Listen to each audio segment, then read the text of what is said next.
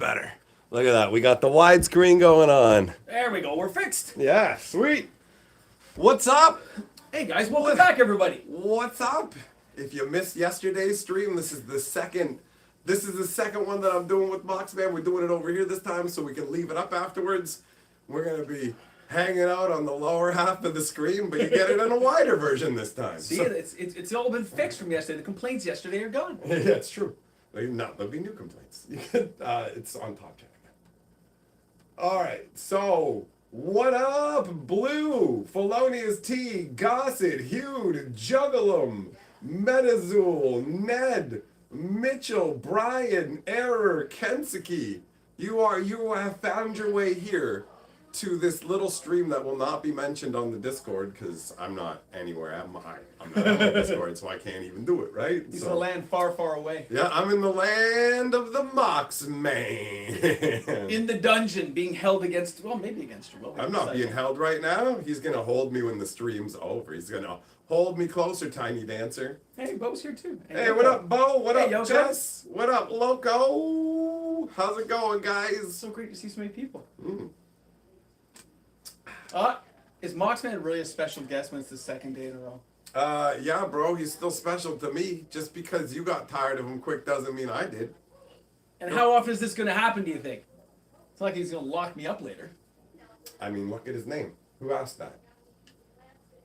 He's in error again. Exactly, so you already know. He's just he telling made a you straight mistake. up, you don't got to worry about it. You ain't got to worry about it. See, there you go. Horizontal. Astrid's excited. We fixed it. Yeah, we Remember got yesterday? it. We got it, big boy. James P. Got him. What's up, man? It's a good day today. Yeah, it was a good day. Who else came in here? James P, Gianna, Pot, Shelton, Dean, Goddard, HP. What's up? Boomstick. How you doing?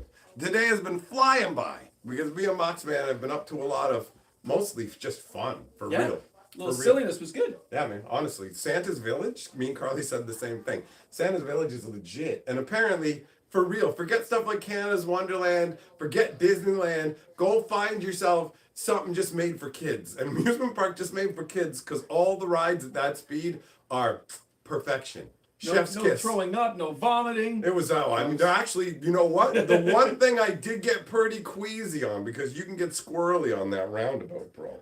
But overall, it was a decent. very solid time. Yeah. I enjoyed it.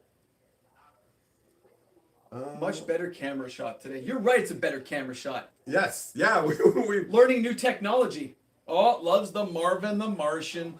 I've had this one for a lot of years, but it hasn't worn out yet, so it's good. Yeah, man. Good old cartoons. I hate when your favorite shirts are unwearable, you know? Bo Falcon! Hey, it's the Lemon Parade! Bo Falcon, lording that board. Right there. Ah, thanks, man. Thanks, Bo. This is crazy. What a collab. That's right. Thanks, man. It helps pay for gas money to get this schlup home. Nah, I'm gonna live down here. This is gonna be my new home. I'm gonna be live streaming. Mox Man's gonna be doing like his videos going, hey guys, stuff's happening in the markets, and you're literally gonna see me just in the corner of the screen, just like eating a sandwich or something, and you'll just be like, bro, I can hear you chewing, and you're in the shot, and I'll be like, what?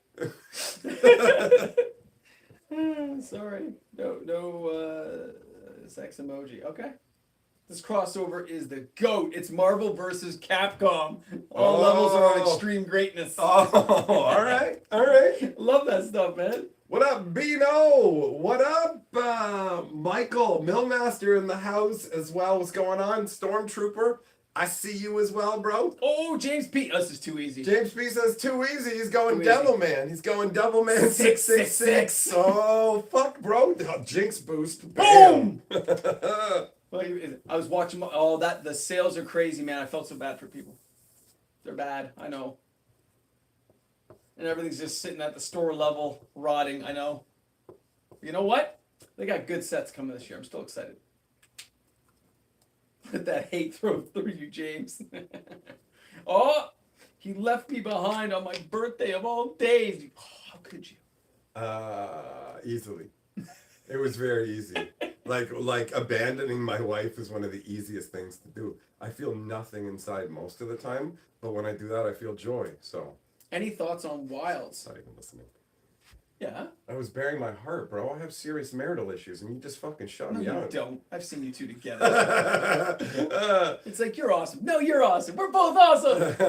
Hey, James P. gifting the no, not error. James P. You give an error. He's like, error, become a membership member. It's funny because Error's actually a member over on the main channel. Oh, that's it's just funny. Yeah, like. I want a Masters remastered set. No. I mean, what do you think master sets are? What do you think Commander Masters is? It's all the same thing. That's all the same thing. But you joke. It's coming. It's coming. The Masters, where we took all the best cards from the Master sets that excited people over the years. Special new Masters double Masters. Master the masterfulness. Be masterful. I think the hype for Wilds will make it survive and do well. I think so too. I actually think the Wilds doesn't look that bad from the ideas I've seen. Wilds of Eldraine does look pretty solid so far. Yeah. So far. The card mechanics I'm seeing, the idea of it. I hope they bring back Gingerbrute though. I know they have the tough cookie, but I hope they bring back Gingerbrute again because Mini Mox adores that card. I hope they have a couple of reprints in the set like that. I mean, it feels like an easy reprint for that one. I wouldn't be surprised by it. Greetings from the Canuck Wizards of Cardboard Paper. It's not bad. That's not bad, Merfolk Bear. That's not bad, buddy. Oh, next Masters will be the reserve list Masters. That was Magic 30. That already happened. More food creatures, please. I like that idea. There's a whole bunch. Yeah? Yeah, there's like some of the names they've come out with as well. Like, what was it? There's gonna be like fruitcakes and stuff. Like maybe not a Fruitcake fruitcake, Elemental. Remember that? Yeah, it's I think it's like a bunt cake or something, and it's got like jellied teeth and stuff. There's gonna be a bunch of food creatures. That's cool. Yeah, it's fun. Well, I guess if they're further out from the cities where humans live, right, where they've carved a little niche. I have no idea what's gonna happen because the original Throne of Eldraine and we were supposed to get a sequel, but they switched it into Ikoria at the last second to do the Godzilla tie-in, and so they cannibalized a bunch of what they had specifically to just repurpose it for Ikoria.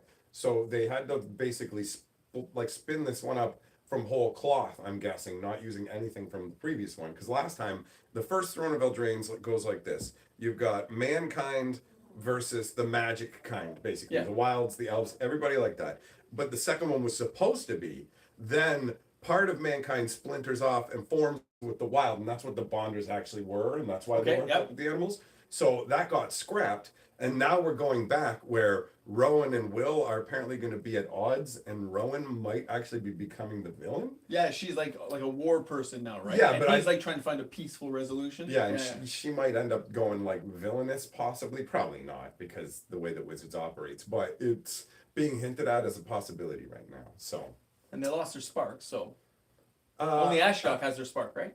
Well, there's a bunch of planeswalkers who have been desparked. I can't recall specifically if the Kenriths have been desparked. I think he said, he's desparked, but coming to join the fray. For Will's character, I think in the write-up. Well, they have a shared spark. Yeah. So if one of them's desparked, they both are. And nothing I saw anywhere, I don't remember them specifically saying that, but they did say there'll only be one planeswalker per set, didn't they? And we've already seen Ashiok. Yeah, so that's why you know there won't be an It's precluded. It's precluded. Yeah, never mind. Okay. Oh, Michael Blockade says, my favorite mechanic in Magic is the Monarch. I cast Scourge of the Throne to dethrone James from the board. Oh, and look, all right. It does look like a super chat. You're right. Like the thing with the. Yeah. It's because it's like celebrate the first, but it they keep changing it, and every time they change the way they do it, they put messages going celebrate the first one, and a lot of the times it isn't their first one, and it's like this is the third time you've changed it. This is the third time you told me to celebrate the first one. Stop trying to make me look like I'm dumb and I forgot in the past. I know they did this. Paul's right. It's like, honestly, I never expected this collab to happen. Yeah, and then up here he's like, I'm crying at that thumbnail. It's so funny still. Yeah, the thumbnail is. Oh, I said it myself before we started. I was like, "Yo, this is great. I love this thumbnail. It turned out so good, and that was in one try. We both just had 4 seconds, and neither of us actually said what we were gonna do. We both just did what felt right. Merfolk Bear, Starvin' Marvin, you know it. And it turned out great. Marvin. All right, Michael, you have claimed the board. You are the monarch. until somebody does more combat damage Oh, to thanks, you. Chris. That's awesome, Chris. Thanks, man. You all two are my favorite channels. Yeah. You know what? We're two of my favorite channels too. I watch them both. Yeah. Yep. Highly recommend. 1,000% of sugar in Moxman's. He's right. Huh? He said 1,000 cc's of sugar in Moxman's veins That's for the Carly. bug. Oh, it's Carly. Hey, oh, okay. he's right. Yes, he's sorry. right. Somebody I in didn't the look at the street. name. I know. Maybe you should pay attention to who's saying what, genius. So it's like, yo, Carly, who literally just ate a bunch of sugar with you, and you're like, somebody predicted I'm on sugar. Yeah, the person who witnessed it. It's like if I said it, and then you went, whoa, come on, man. It's like Bill and Ted's Excellent Adventure right there. Moxman's the man. This guy's great. We went on an awesome journey to Santa's Village, which is a summertime kids amusement park, and it's the best, bro. They got BB rifles. We were shooting them. They got bow and arrows. Marshmallow bow and arrows. They got marshmallow bow and arrows, bro. You fire the arrows, you slap the bowstrings against your arm and go, oh, damn it. But man, I'm gonna do a vlog. Wait until you see the pictures of me holding the bow and stuff, because Carly was taking pictures of me mid-shot. I look epic and determined. So we did that. We went on the Rudolph roller coaster, which was awesome. Yep. That was like, Faster than expected. I was a little more intense than I was expecting. It looks slow, but when you're on it, you're like, lean to the side, like, oh! We're like two old men, bro. That reminds me. Remember when we went to Great Wolf and we went on that one fucking water slide and they're like, hold on to your legs? And I was just thinking, like, why are they so insistent on holding? And then when we launched into the air, I was like, yo, I might die here. I'm like, I might die on this water slide. How is this legal? Like, no wonder it's like, get your arms under the leg. And I'm like, whoa, like, do not let go. I don't want to die. Like, what is this? And then we're going down the drain? That was It wild. reminds me of other countries you see people on Instagram, they go down the water slide, but it goes off the side. Yeah. You're like, you landed on cement. For real, once we like took flight, I was like, oh no, something is gone. Because you're like, off the ground. Yeah, they're so insistent that you hold each other like that. And I'm like, why? And then you're flying and you're like, oh God, I understand why. You need Please, to wait to bring it back yeah, down. please bring me back to Earth. I don't want to die here. So yeah, we went. Pretty bossy. Oh, look at another one. Tom's like, hey, the screen orientation's much better today. Yes, we figured it out. That's right, Felonious T. We're giving you fat It's wideness the way you like it. It's like fat the fourth person is like more impressed with, not that we're here. Well, It's look like, at hey, all the the screen space. looks good. Look at all the space they get. They're just man. looking for something to stare at while they get messed up, bro. Let's be very real. Oh, Keith's like, oh, so they're not the same person. What? Keith was like, oh, so these guys aren't the same person. They're in the same building together now. Screw you. Screw you, Foster. Thumbs down. Cover my knee. My knee's right there. There's my knee right there. Look, it's a Yo, don't be showing skin. Look, they gotta pay for that. $50 if you want to see one of Moxman's knees. A deal. $75 you get to see both at the same time. Well, I remember the You need to see it. Mrs. Mox, and they were like, oh, you might need your pants today. It's gonna be hot. I'm like, no, it's not gonna be hot enough. Not even close. I'm not gonna be cold. I'm not gonna be hot. It's just gonna be perfect. You just remind me of the weather debacle where, like, guys, I brought, like, everybody's bringing, like, extra overcoats or shirts or stuff, and I'm like, okay, I'll bring my little lumberjack shirt with me, and I leave it in the car going, I won't need it. And then right before we go in, I'm like, damn it, I'm cold. I need it. And then we go in, and I never needed it the whole time we were in there. I carried it for hours because I was cold for 1 minute outside the park. Yep. What did I say? We're not gonna need it. It's gonna be fine. Yeah, well, you were right. So, whatever. That $20 super chat doesn't give us one knee. I showed one knee. I'm got pretty lucky. sure, yo, I'm the pimp. I said the prices. This ain't fucking Discount Dave here. You want the real fucking fresh Moxman meat? You pay market going rate. $50 for one knee, $75 for two. No fucking $20 Tuesday, son. This ain't a taco shack. Do you know they sold tacos there?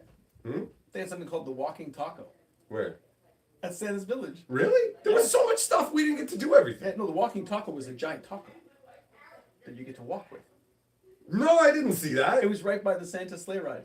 Are they good? The boat ride. I don't know. It just looked like a whole bunch of meat, like ground beef, with tons of lettuce and like a giant-sized taco. All right. It was like $27. It was a big giant taco. I assume you gotta share it with somebody. I didn't know how that guy was gonna eat it. Oh, bro, we should have recorded ourselves Lady and the Tramping it, right? I was like, oh, where'd they get that? I didn't even see it. It's called the Walking Taco. Huh. It was cute. Well, it must have been like 30 things we didn't get to do anyway. Yeah, for real. Wait. What network are we watching? Bagak, I got no idea. There's no transitions. There's no nothing, man. We got nothing here. We're just having a good time. Everything's falling apart. I got none of my assets. I thought last night was like a one-time thing. What is this? It was a one of one. This is the last one. This is a different day. Yep. Every one of my streams is a one of one classic event, and that one was deleted. This one gets to stay up, so y'all can you can all be sad about the fact that you didn't get to see Mox Man's knees, and I'll leave it up to remind you of the time you didn't get to see him. Keith, that's horrible. One of my distributors forgot that I didn't want Commander Masters. Sent it anyway. Oh yeah, the distributors are like, "Oops, forgot you'd wanted your order canceled. Guess it's all been sent, and we charged you. So yeah, why don't you keep it? Why don't you choke on this toxic product?" That's what distributors do. Yeah. Distributors just like hose the LGS. It's brutal. It's such a one-sided relationship. Yeah, please, sir, may I suck your dick? You didn't suck it hard enough. And if you don't give them the right amount of orders, then you end up on the lower tier saying, "Oh, you can come back to us later." There we go. Is it fixed? Yeah. We're good? Yeah, we're good. There you go. Tiny Leaders. What was that? Is that the one where you cast your... Favorite rejected format. Tiny Leaders is commander with legendaries that cost 3 or less, I think. Oh. It's pretty niche. Yeah, it's like a variant. Favorite rejected format. I mean... I know a guy who's being punished by a distributor because he skipped Commander Masters. Yep, I've heard that a few times. Oh, yeah. Yeah. Because now they're stuck with it, but... They don't care. The distributors don't care. They don't care if the LGS is choke and die. They're just not, like, we're not getting stuck with it. When I went to Santa's Village, my kids panicked on the boat ride. Yo, there was that kind of stuff was happening. Like, little kids were freaking out about going on rides, and they'd start crying. So we all go to get in the bear in airplanes, and all of a sudden it's like, and like this kid's got to get escorted out. And I'm like, I'm an adult. I'm not afraid of this plane.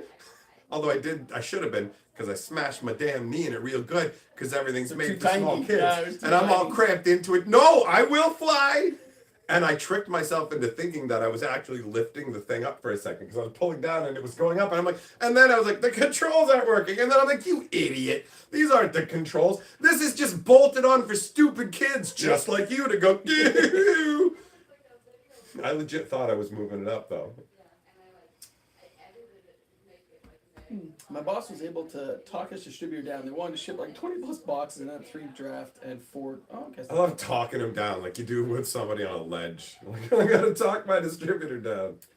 Millmaster, it all comes back to the knees. Because it's showing the knees and the knees in the plane. That's true. That's why you can't see mine. I ain't none of this bruised knees, because I don't even want to know what kind of degenerates into that. I mean, the thing was made of metal. As soon as you put your foot in, if you hit that angle wrong, like I hit one knee a little bit coming into the metal framing piece, and I said, "Oh, I gotta like scooch right down." And you're taller than me, so it's like man. It was like the angle of my leg. I'm like, I'm crunched down into this. Let me just adjust my. No! I just jammed my knee into a metal bolt. Yeah, because there's those things underneath that do the steering. Yeah, and that went like I was sitting there at first going, I don't think I can enjoy this ride. And then the kid started crying. Yeah! And he left. And I was just like, oh, thank you, kid. This has been enough time for my knee to fuck off. And then I was like, let's go.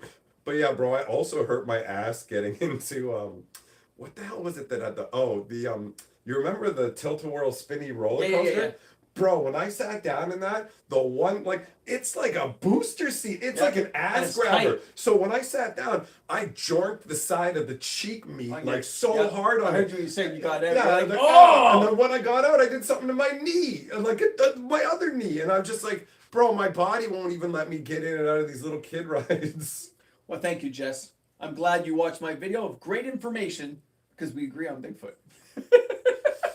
That explains how you get your viewership. Yo, do you believe dumb bullshit? So does Moxman. Moxman believes in ghosts. No, I don't. Shut up, man. We're trying to get more rubes to subscribe to you, like Jess. Whatnot buddies. Hold on. Tell the rubes you like ghosts. I like ghosts. There you go. And he cannot lie. All right. You other brothers can't deny. Anything Japanese in the 3-year plan? No. Astrid, not that I know of. Not that I know of. 69 plus viewers, giggity. Yeah, that's right. Do you know, my first time seeing Family Guy was only during COVID? Oh, yeah? I'd never watched it. I didn't have TV. That's an exciting fact. Yeah, it was kind of funny. You've transformed my life with that one. Good, about time. Everything else that says you kind of. I was wondering how I was going to get to sleep tonight, but that'll do it. That'll make your evening. That gives me the fact that Moxman is now known. It's a sense of Family Guy. It's all good. No, not that you know about it. That I know that you didn't know about it till a certain point. Because I was like every day I asked myself, I wonder when Moxman started watching Family Guy. Because that's a burning question I needed the answer to. And now finally I can sleep at night. I'm glad I helped you out. See, I'm a caring guy. Well, I mean, that's actually true. Yeah, it's kind of in my makeup. It's weird, eh? Yeah, I know. We're like... Some people find it weird. Well, that's not what some people find me an asshole. What are you going to do? We're just going to point at the screen. He's one of them. Sorry, I was reading something funny. Yeah, no, that's fine. Yeah. I multitasking. Sleeping like a baby. Yeah, because like when he was sleeping, I stood over top with my camera filming him. Yo, I'm the one who talked about doing stuff to you in your sleep yesterday. Don't even try and flip this around. Don't even try and flip this around. I just came out of the comment there. I believe there are aliens. Millmaster says, ever since y'all got into Bigfoot, I can see now all his Bigfoot stickers and every damn car I'm talking about. Yo, that's a sign, bro. The Bigfoot people are coming for you. Jess has Bigfoot DNA. No, I think it's probably just from some guy, behind the Applebee's or something. But he says it's Bigfoot DNA and he can prove it. I ain't touching it, right? But I remember the old photo they showed the grainy one when he's walking and stuff. I remember people talking about that when I was a kid. I know. I love that people think Bigfoot is real. It's like adorable. It's like for real, man. He's kind of like a human, but real hairy and big. And I'm gonna talk to him or shoot him or something. So my Mad Cow's like, oh, I thought I was haunted by a ghost raccoon. But speaking of raccoons, right? Yeah. You've seen raccoons like the city. They're huge, right? Like monster raccoons. Yeah, oh yeah. And up here, they're like scrawny little like nothings. Yeah, they don't go for the trash. Yeah, they're tiny. Raccoon, like for real. I remember the one time this raccoon was going through my trash, right? And I come out, and the raccoon turns on me like, how dare you? And I'm like, bitch, you're gonna take that attitude with me? Let me show you where the fuck you are, right? And that raccoon took off. But there was these raccoons that shithole that I lived in before. There was raccoons that lived in or about the roof area, and so you would hear them fucking screeching and fighting with each other and chittering and banging around in the attic and stuff. It was wild. Millmaster, you send it to Jess. He's in charge of testing for Bigfoot. He's just gonna make you take your shoes off, and if your feet are big, he's gonna get excited. He's gonna be like, "It's Bigfoot." It's like that's not how it works. It's like, but look, he's got as much hair as Robin Williams. Is there a Bigfoot magic card of any type? No, Sasquatch is it, right? There's Yetis. Yetis and stuff. Yetis. The Bigfoot's a Yeti, right? And the idea of an actual there's one Bigfoot and he's just some legendary monster guy is adorable. It's so adorable, right? I love it. It's so quaint. It just smacks of the olden times where people were like, I don't understand the universe, so when the sky goes crazy boom, it's because there's dudes up there and they're all angry and rocka baka baka, and when they're happy they'll be like, here's a little rainbow and that means we're all good. So yeah. Oh, Big Furry Monster, that was a great card. 99.99. Was that cracked or was that unglued? That was unglued. Unglued. Yeah. With the krakens for earrings and stuff, you're like, that's so big. Yeah. He had krakens for earrings. He had a polar kraken and a Phyrexian dreadnought. Yeah, and those things are 11 giant beasts. 11, and 12. And what would say the flavor text it's big, it's really big. No, I mean it's really freaking big. Yeah, no bigger than that. Something like that. It was such great. I mean, I remember trying to use it once in the game too. You didn't know. Semi-serious, and you're like, oh, look I got one half in my hand. I guess the other one, I'm gonna play this bad boy. Yeah. But then I actually got that old fogey dinosaur card a couple times. The one that you guys gonna have your Black Lotus. Like, look at this thing, it's amazing. Yeah, it's got phasing, banding. Yep. It's got trample, I think, as well. Rampage. Yeah, Rampage. Rampage is the worst mechanic in Magic's history. There is no worse mechanic because Rampage is out of all the beneficial mechanics, you can obviously go, well, the negative drawback ones like Echo are worse, but I'm talking about literally Rampage is as a combat mechanic. It's a positive mechanic. It's only a bonus, right? So Rampage is. Did you ever try and use it? Yeah, it never worked. Karathi Berserker. It never worked. The only time I got it was with Lure. Yeah, and the thing is, when you have Lure, why would you'd always lure a thicket basilisk over it? There's literally no reason. The Rampage basically turns into your opponent will never block this with more than one creature. Yep. That's what it says. And so, do you know Rapid Fire? Yeah, it's where he swings. I remember the image. It's a white card. Do you know what it does? No. 2 white and 2 to give target creature first strike and Rampage 2 till end of turn. What's the point? Exactly. And I'm pretty sure it's fucking rare. I think it's reserve list too. Yeah. It's absolute dog shit, and I remember, because I've been angry about Rampage since Legends, bro. They came out with Craw Giant, and I shit my pants. I went, oh my god, it's a fucking crawworm, and it's got Rampage. Oh, hello, midgets, I'm gonna fuck you up, right? And then could never make it work. And when I finally did go, well, I guess I'll just lure him because it's the only way to make it work. And you go, it's way less satisfying than just Thicket Basilisk. Yeah. Thicket Basilisk lure regenerate is like, my dick is all the way down your We mouth. used to try to use it with the rock basilisk. Same thing, like the red green one. That's like a 4 or 5. Oh yeah, that was He's like a little bit bigger. That's so he had later. more That's Mirage. Yeah, he had some yeah. pump up to him. He's a little Yeah. tougher, right? Like, He was definitely. oh, he's got a beefier. little more staying He power. was the big beef boy version. Yeah. What's chilling, guys? This is a pleasant surprise on a Tuesday night. Yes, it is pleasant. Yes. It is a surprise. That is an accurate descriptor. I think I also owns half of the BFM. Yeah. I have a full set So of do I. Unglued. I had to say, oh, you have a full set of Unglued, the actual set? Yeah.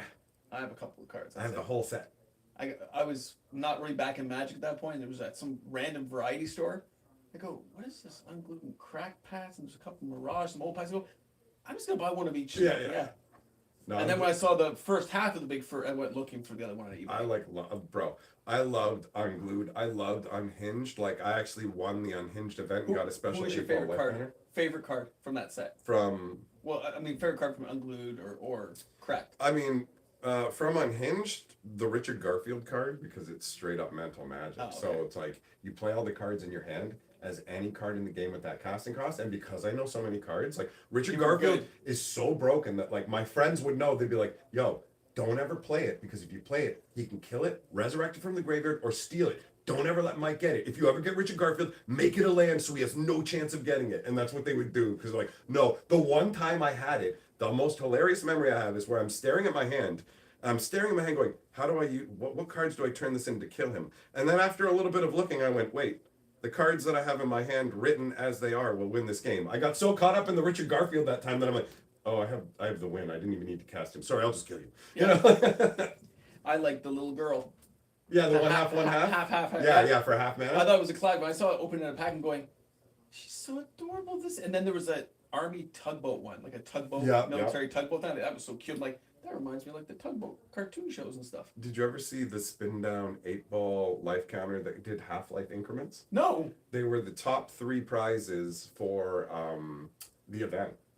So Really? there was a release event for Unhinged, and I played it against my buddy, right? Like there was a bunch of people there, but the end match for first and second place was against my buddy, and it came down to a question elemental.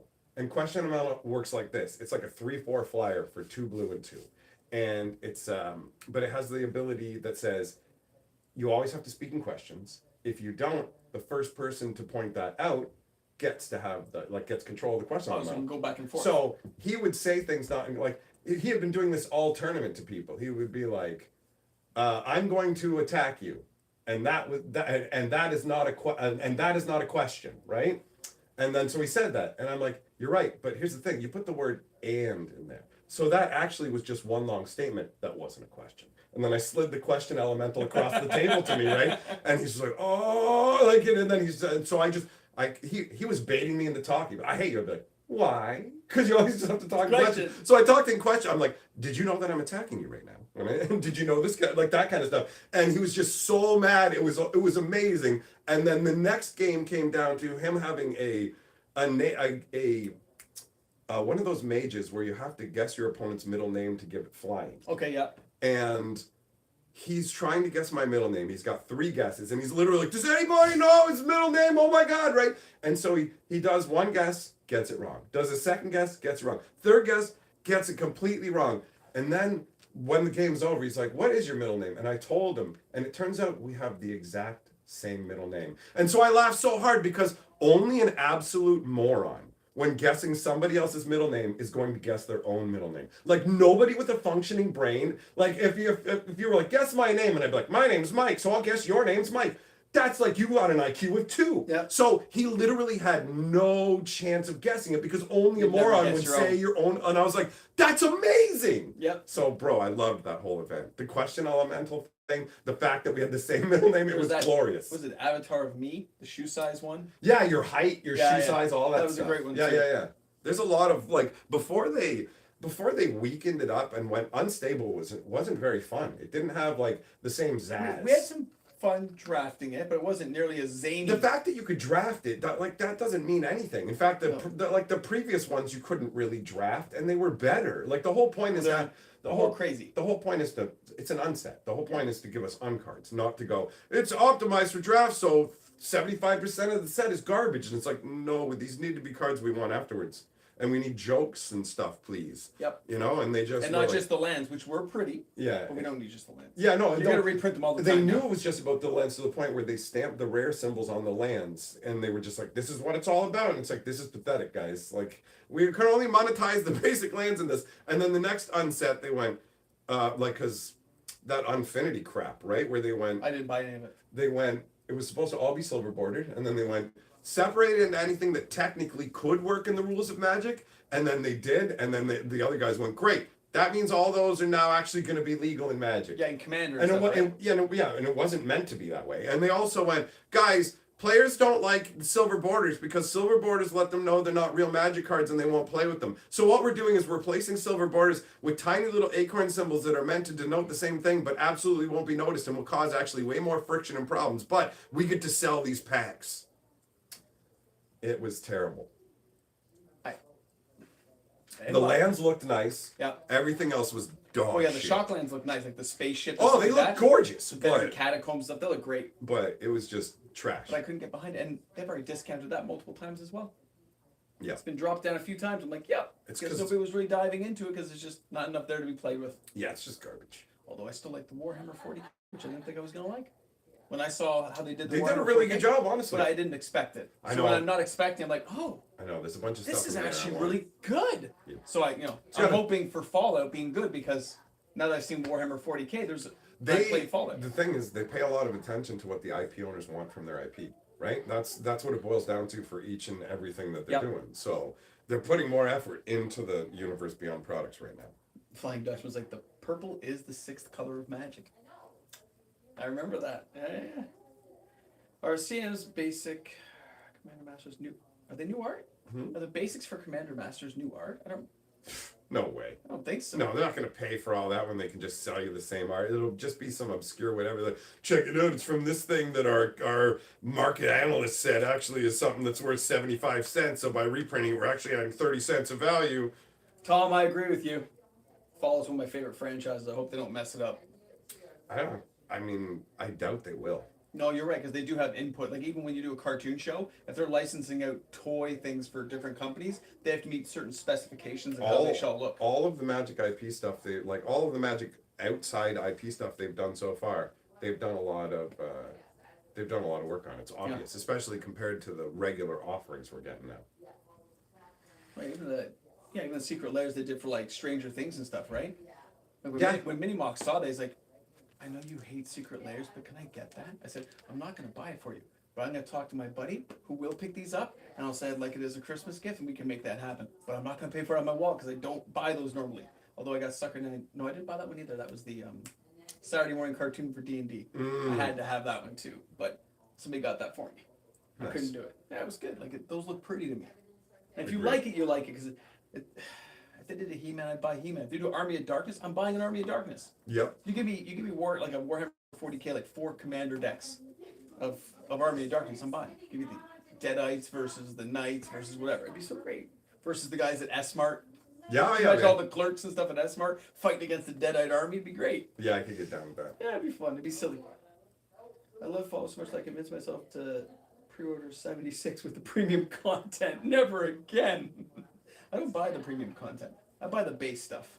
For me, when it comes to the video game market, AAA and all that stuff, I've switched over to indie games because these guys expect you to pay $70, $80 for the game in advance, and that the game won't work when you get it. And the reason you're buying it in advance is so that you can get some stupid cosmetic that doesn't matter. And it's like, oh, but you got a special butt plug that you can see when your guy bends over to pick up loot, and it's just like, that's why, yeah, you have to pre-order the Ultra Edition for $110. Yeah. And it's like, your game won't even work. Like, the video game, like, companies are worse than Wizards of the Coast. Yeah. They're worse. So, like, you just go, you sell broken garbage. So I'm like, no, here's what I'm going to do. I'm going to sit back, and I'm going to play indie games. And I'm going to wait until your game's on sale for, like, 85% on Steam. And I'm going to get it for super cheap. And I'm going to get a full experience that has everything included. You're not going to get any microtransaction money for me. And it's going to work perfectly. Because I'm not a fucking idiot. That's it. That's how I operate. So I don't get like, I don't care. These new games come along and they're just like, no. Like, Fallout 76 is a hilarious What was example. that one that Keanu Reeves was getting behind? That was Cybercock 2077. So my buddy bought that. And he played for like numerous hours, right? And all of a sudden he goes, nothing's working now. Like, there's glitches in it and I can't do this, X, Y, Z. And I'm going, well, what does that mean? He goes, it means I have to wait for all these patches and updates. But I was vibing on the game. And you paid good money. You paid full price, and you paid right at the beginning. Yep. You get like, if you're first to get your mouth spit in. And I just go, well, let the human filter sort it out for me. If other people want to jump on that friggin' grenade and take the whole like, hey, I'm gonna buy this dog shit game. It's like, well, I feel sorry for you. Does this happen to you? One of the guys here is saying, this is Mr. Play. I still play what do you call it? StarCraft 2, right? I still play Age of Mythology, which is like Age of Empires type stuff. I still play those because they're fun, they're simple, I like them. Oh, yeah. I have fun building armies and trying. And I go back to old school titles for sure. And I own them, so I don't have. There's no updates, no upgrades. It just works. Yeah, absolutely. It's on an older computer, but it works. Yeah, no, I'm down. I'm with that. Microsoft PC Game Pass for $10 is pretty nice. Yeah. Yeah, actually, the Game Pass. I mean, I don't like to try a lot. I don't like. Yeah, I don't like paying monthly subscription costs and stuff. But they do put genuinely big title games in there. And if you're somebody who's hardcore gaming and you got the time, you can easily squeeze your entertainment money's worth out of it for sure. I tried it out when they were like, try it out for like $1 or whatever, because there was this game I wanted to play, and I got it and was just like, oh yeah, I could. It doesn't feel like a complete ripoff like some things. Like buying full title games, full price when they come out, it just feels like an absolutely foolish thing to do. I remember that game too. Oh, I was gonna name the stream Deus Ex Machina with your name, with Moxina. That was one of the names I considered. I forgot. I forgot all about that. Hey, what's up, Nathan? How you doing, bro? Nathan's passing through. Well, come to the party, man. Come hang out. Assuming you're allowed to. He's like you, man. He's got like a busy family. Oh, they will make StarCraft Commander decks and milk it. Oh yeah. If they thought there was enough of a market for it, yep. They'll like anything they think there's a market for that they can make an IP deal for. That's what they're down for. Yeah. Right. And I mean, how many different brands are just going to go with a Magic IP version rather than trying to make their own when it comes to like, yo, do you want to go into making card games? Well, do you just want to do something part with Magic now, or do you want to make your own game? Like, how are you going to do it? Yeah, you'll partner up, get the royalties from it, and call it a day. Yeah. I didn't have to do any work, but I get like royalties and benefits from it. Great. I can cash in on it. Yeah. And it may bring people to the newer game we may be inventing down the road. I was on the collector edition of the new Final Fantasy when it comes out. But that's the only new game I buy. I loved Final Fantasy back in the day, but like Square Enix has become greedier and greedier. Mobile games where you got to pay like $1 a shot for your characters and all this crap. And then the Final Fantasy VII tweaked my ball bag so hard where I'm like, yo, I love Final Fantasy VII, but I just want to make sure I understand that you're taking a game that you've already like done before, and you're just kind of like redoing it to look nicer. You're not creating a newer story. You're not really adding much other than like touch-ups. And you want me to pay for the game 3 times. That you had to pay 3 installments to get the entire game. Final Fantasy VII, they broke up into 3 $70 chunks. And it's like, yo, $210? I'm not getting butt fucked for nostalgia, bro. You know what I mean? I wouldn't pay it either. So it's just like, sorry, you increased the graphics and stuff. It's like, I'm not interested.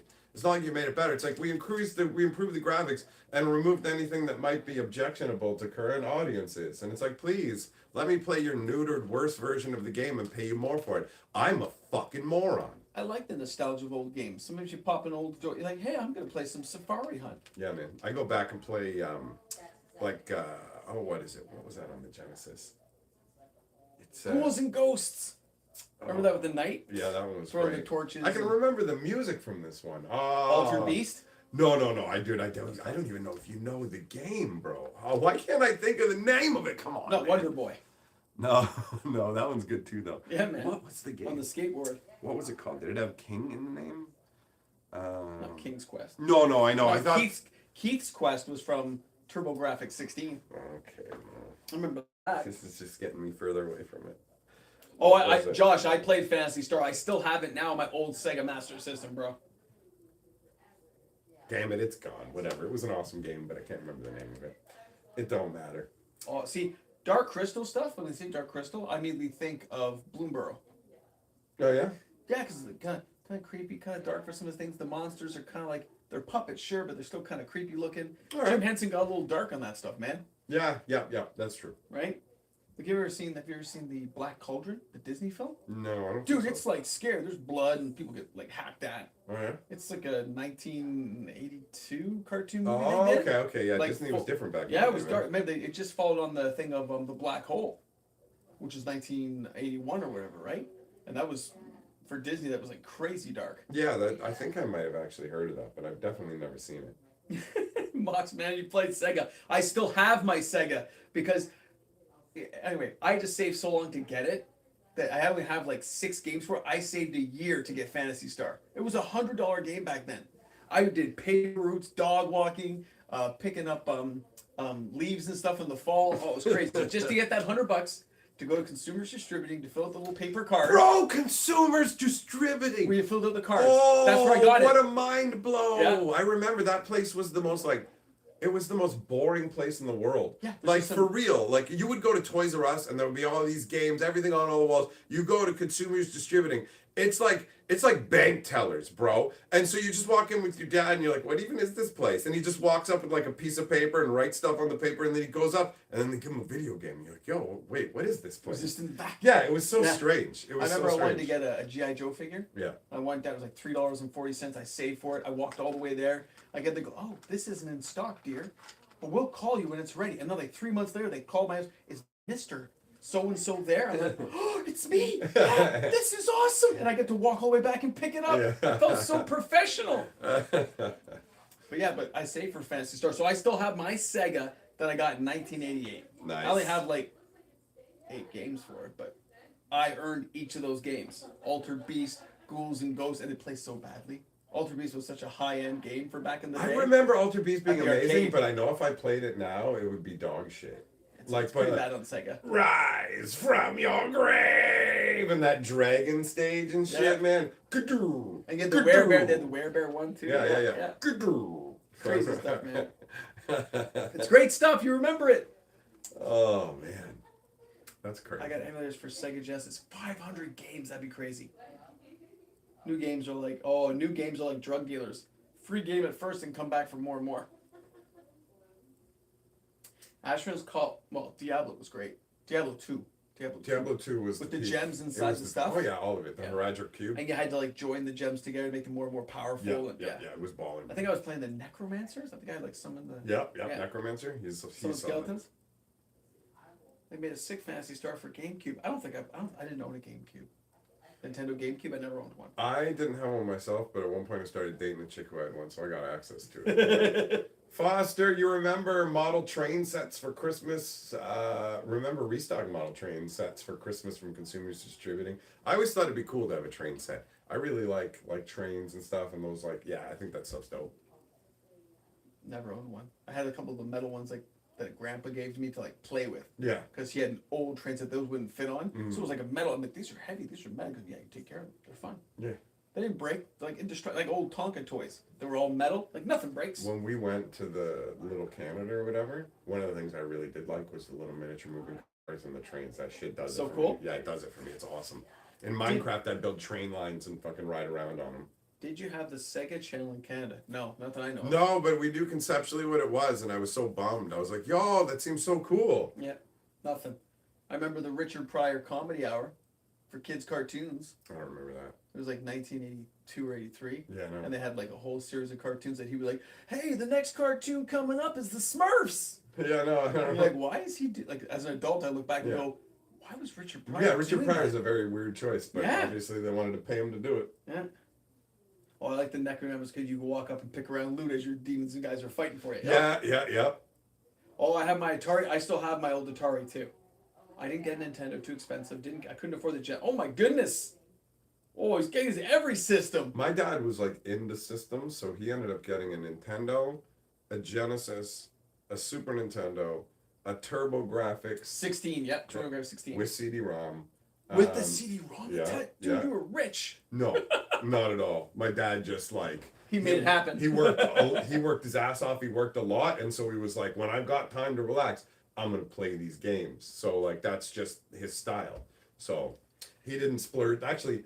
That's the only thing my dad ever really bought himself was video game systems. So that's his treat. That was his treat. So like, and he didn't buy them all at once. You know, he'd get a new system, and I'd want new games and stuff, but he'd be like, no, like it wasn't super splurgerific. It's just compared to you, where you had to save up for that. It seems like whoa. Because when I got the TurboGrafx 16, Yeah. it came with this game Keith's Courage, and I bought a little PT boat. But that was the same day that I got my very first pack of Arabian Nights. Oh. Because I was at a little video game place picking those up, and when I walked out, I was with some friends, and they were at this place called Grey Region in Brampton, looking for some stuff, but there was like a sewing shop, like actual like sewing seamstress, and they had these pink packs in the corner.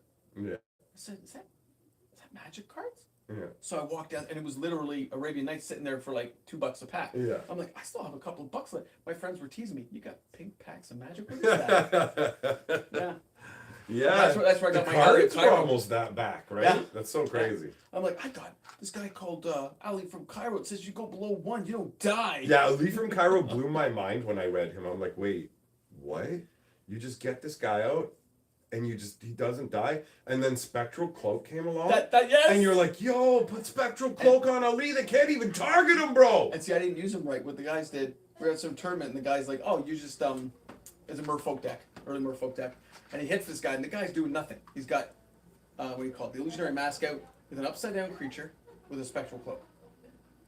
And the guy goes, okay, I hit you for 60, you're dead. And he goes, no, I'm not dead. Goes, calls the owner over. Owner goes, why? And shows him a card. He goes, oh, he's not dead. And he goes, no, he's dead. No, I'm telling you, he's not dead.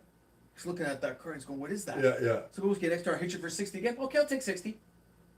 You're dead, right? No, I'm not dead. Yeah. Same thing. He's going, what? And then at the end, because he had nothing he Yeah. had nothing direct in that blue Merfolk deck to take it out. Yeah. There's nothing back then. He had no way of getting it. He didn't have time. Well, limits with or anything. Spectral Cloak, yeah, you don't like. You have to get rid of the Spectral Cloak short of a disc. Yep. Yeah. Which he had nothing like that. Yeah, in if his you don't deck. have the disc, why And would you then have a disc in a At burn the end, they deck? flip over. He's going, I said, I have that card, but I don't have the Spectral Cloak. I didn't have what the Illusionary Mask. Mask is gross. Which I know it's reworded now that it doesn't. If cards are flipped over, their powers don't work.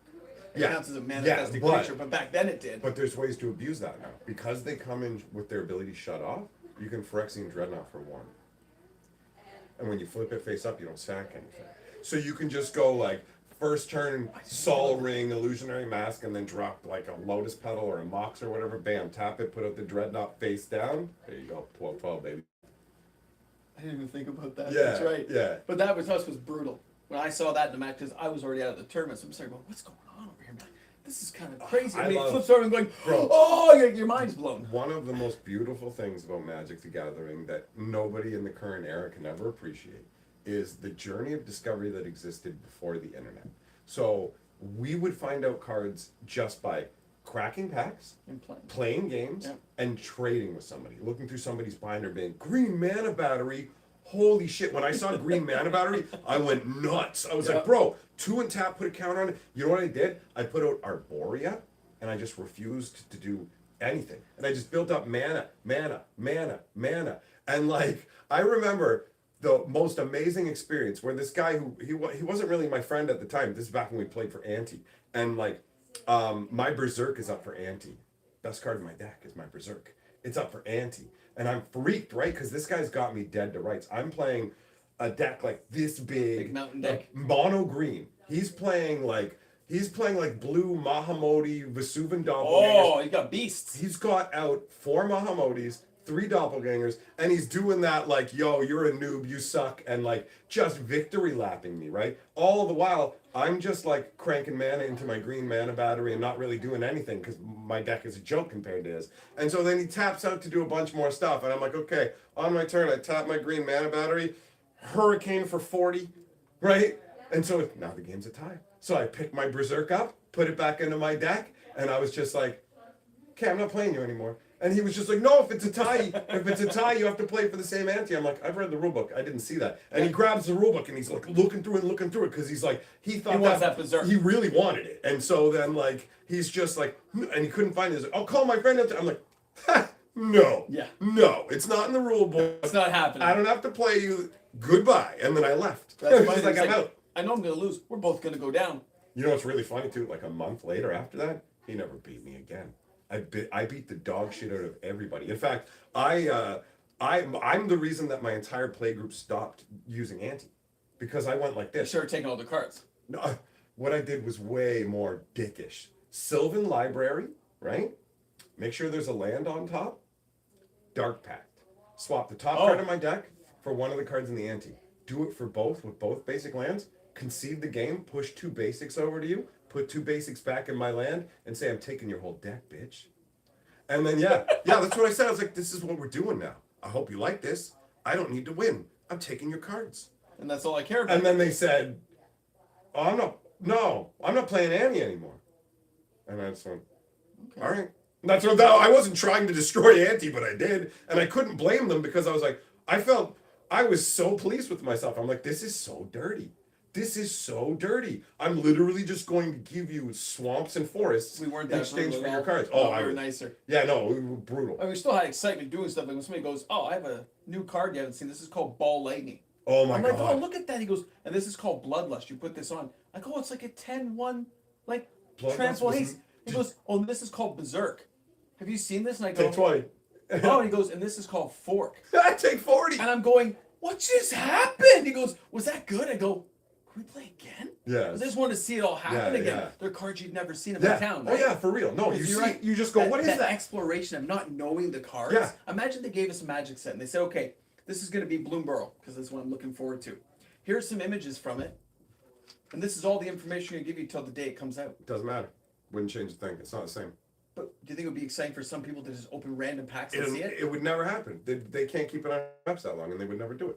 There's no hype. It's literally impossible. You can't. You physically can't have that experience because on top of the fact that it was a journey of discovery, there was no pooled knowledge. Yeah, there's no database. centralized People will go, there was the dojo, there was IRC. Fuck off. That doesn't even count. It's barely anything. We used Inquest and Scribe Magazine was our closest thing. This was before there was even magazines originally, right? Like at the very, very beginning when you first started, we didn't have these magazines. No, I had packs. It was nothing, right? And so like you would just build with what you had, and everybody had whatever else, right? So yeah. It was we would do that. Like we would play the matches. Like when I first got a Boundless Hero and a Mess of Past, I thought that was the best. And then you get a few more cards like, oh, this is like a Heirloom Minotaur. This Minotaur is pretty cool, right? But there's no other real Minotaurs to go with it. Yeah. And then I remember playing like, the Pixie, the 1/1 flyer. Scoop Sprites? Yeah, I love Scoop Sprites. And then somebody playing a blue deck and they put out this thing called the Flying Man. Flying Man blew my mind. It blew my mind, bro. And then next turn he goes, I tap 2 blue, unstable mutation. I go, that thing's a 7/7? And then the next one, take 7, take 5, yep, it take was over. 3, like you're hosed. I scooped. I got frustrated. I was new. I'm going, what's going on? Same as the first time I saw Shivan Dragon. Oh my god! I'm like, I got out my my Mess of Pegasus. It has a holy armor and a holy strength. You ready for this? He goes, yeah, it's a 2/5. That's pretty impressive. A couple turns go by. I'm hitting him for 2. I'm like, yeah, I gotta go, right? And he goes, okay, I'm gonna tap this thing. It's called a Mana Flare. It doubles our mana. Yeah. And goes, here comes out. This is a Shivan Dragon. I go, that thing's 5. First time you see a Shivan, your mind's blown. You're like, wait a minute. That's a 5/5 flyer. I've never seen it. And you can just pay red mana and pump it. And the only time I got more surprised was about 6 months later playing some guy with a mono black deck. He brought some Nightmare. Lord of the Pit. Oh, Lord of the Pit didn't surprise me as much as Nightmare. 7/7. Nightmare, I guess probably because the first time a Nightmare was played against me, the guy had 11 swamps. Oh, so it's 11/11. So all of a sudden he puts it out, and I was just like, I'm sorry, what did you just say to me? He's like, it's 11/11. What? And then the next turn he drained life to my force of nature. And I was just like, oh my god! See, here we go. Goes, I'd give anything for that first Magic experience again. Cam, I'm with you about that. It was reliving amazing. it. Was and amazing. I've had a few moments where I've been really surprised by Magic cards or ideas in the last couple of years. I still have a lot of fun with it. And it is a journey of discovery, but in a different way. And it's just like, before, it was unexpected. You didn't know how it was going. You know? Well, the Force of Nature thing, I remember a buddy had that, but I saw that like a year later. And I knew it existed at this point, and he got it in a pack. I'm going, it's just so big. It's just so awesome. It's an 8/8. And he goes, yeah. And I got all these ways that, I think it was the Flinthorn Elves that tap for 2 green or something. And Flinthorn Elder. Yeah, and he goes, I can pay for it with the creatures and stuff. I'm going, I thought only Llanowar Elves could do that. Yeah. He's like, no, man, we got and more. Flinthorn Elves and stuff too, for sure. We're like, that thing's crazy. And there was a few that surprised me like that. And then, oh my God, I cannot explain to you the fright I had running into like a guy from the city playing with Icy Manipulators. Oh my, back in the day. bro, Icy Manipulator and Royal Assassin. There was something about the Icy, that blue sphere. It was so intimidating, bro. Especially with the limited ways of defending against it back then. It was so good. It was so good. It was so good. I mean, it's awful by today's standard, but it was so good. Everyday Esperado member for 21 months, bro. Yeah. Force of Nature all the way. Who knew so many cards could be completely garbage in 30 years? Never thought Magic would make it past year 2000. Okay, but we play games that are actually sometimes locked in based on years. Oh, yeah. So we play, you can play from 93 to 96. Next week is 96 to 99. Right on. And that's your only little blocks you can choose from. And I don't have all the cards, so some of my decks are not good. I'm like, I don't care. Let's see what we can do with what I got. Yeah, it's about having fun, man. 100%. 100%. Well, that's pretty nice. This comic book owner gave me a starter right away. That's because he's trying to get you in there. He's like, hey, here's your first taste of Magic. Come buy more packs from us. Yeah. Oh, yeah. No, it's, bro. I mean, once it gets its hooks in you. Well, we are 30 years later. I know, right? It's crazy. It's crazy. I never gave up on it. I had a pause, though, during the story. I had some lulls. for sure. Yeah. And that's why I managed to keep all my old cards. I just kind of forgot and said, I'm too busy with life. And I remember some guys playing it. I think they're like, I said, I got older cards. They go, what do you mean? I said, I got like Black Lotuses and I got a couple of Time Walks. And they go, no, you don't. I go, yes, I do. I have them in a box somewhere. It's an old beat up box. I pull it out and I brought it like 2 days later. Like, you know these are worth like that? No, they're not. Yeah, I know, right? That's I got those in packs. Yeah, they're like, nah, there's some crap I had in my basement. Those are in packs. Bro, recently at the one game store that I know, the owner tells me that this lady comes in with this like nibbled on box that's been in the basement, right? And she's like, I got this box of cards from the basement, and like he opens it up, there's 4 Lotuses in there, and he's like, and he starts looking at the stuff, and he's like, hold on, I gotta get these. Like I like, she wasn't looking for very much money, and he's like, no, you got to understand that like what you have here, I have to authenticate it, but you're looking at a lot of money. So like she ended up leaving with tens of thousands of dollars, like weeping in gratitude because it was real. And like she thought it's like just some random box from the basement, like maybe I can get $50 down at the game store. And it's just like, oh no, you just like walked in with bars of gold that were wrapped in rags going, Okay, number one, the scaled worm totally did scare me back. Oh bro, 7/6. I was like, crawl worm, move over. Beano, absolutely. But here's one for you. When I got, after that happened with the guys, and they said these are worth a lot of money. I'm like, okay, they're worth money now, great. Yeah. So I took down a Black Lotus I never played with. I figured best condition matters. Right. So I take it to, I'm not going to sit with local game store. Local game store, like, I'll pay you like $9,000 cash right now. I'm like, yeah, I'll take that $9,000. Yeah. But it was worth like double that. I just didn't know because I thought. But at the same time, you also didn't like pay any of that, and you needed that money, and it made a huge difference. Like I sold tons of cards at way lower than I should have, but I never look back at it with regret because Daddy needed money. He's got things to do, and they're just cardboard rectangles. Yeah, but that was one of those moments where I was like, I wonder if I should have waited, but I took the money. Right? They gave you a check right there. I deposited it. Would have done it in a heartbeat. Yeah. But I had more, so I was thinking, I should do more. And then my friends were like, you should have waited. Like, you need to take time and breathe and understand. After you get that first chunk, then you're like, now I got breathing room, right? I mean, I wouldn't know. I've never sold a car for $9,000, but. Well. It's a good feeling, man. It's a good feeling. It was good, but I've also, you realize you're like, I should have waited. I didn't have to.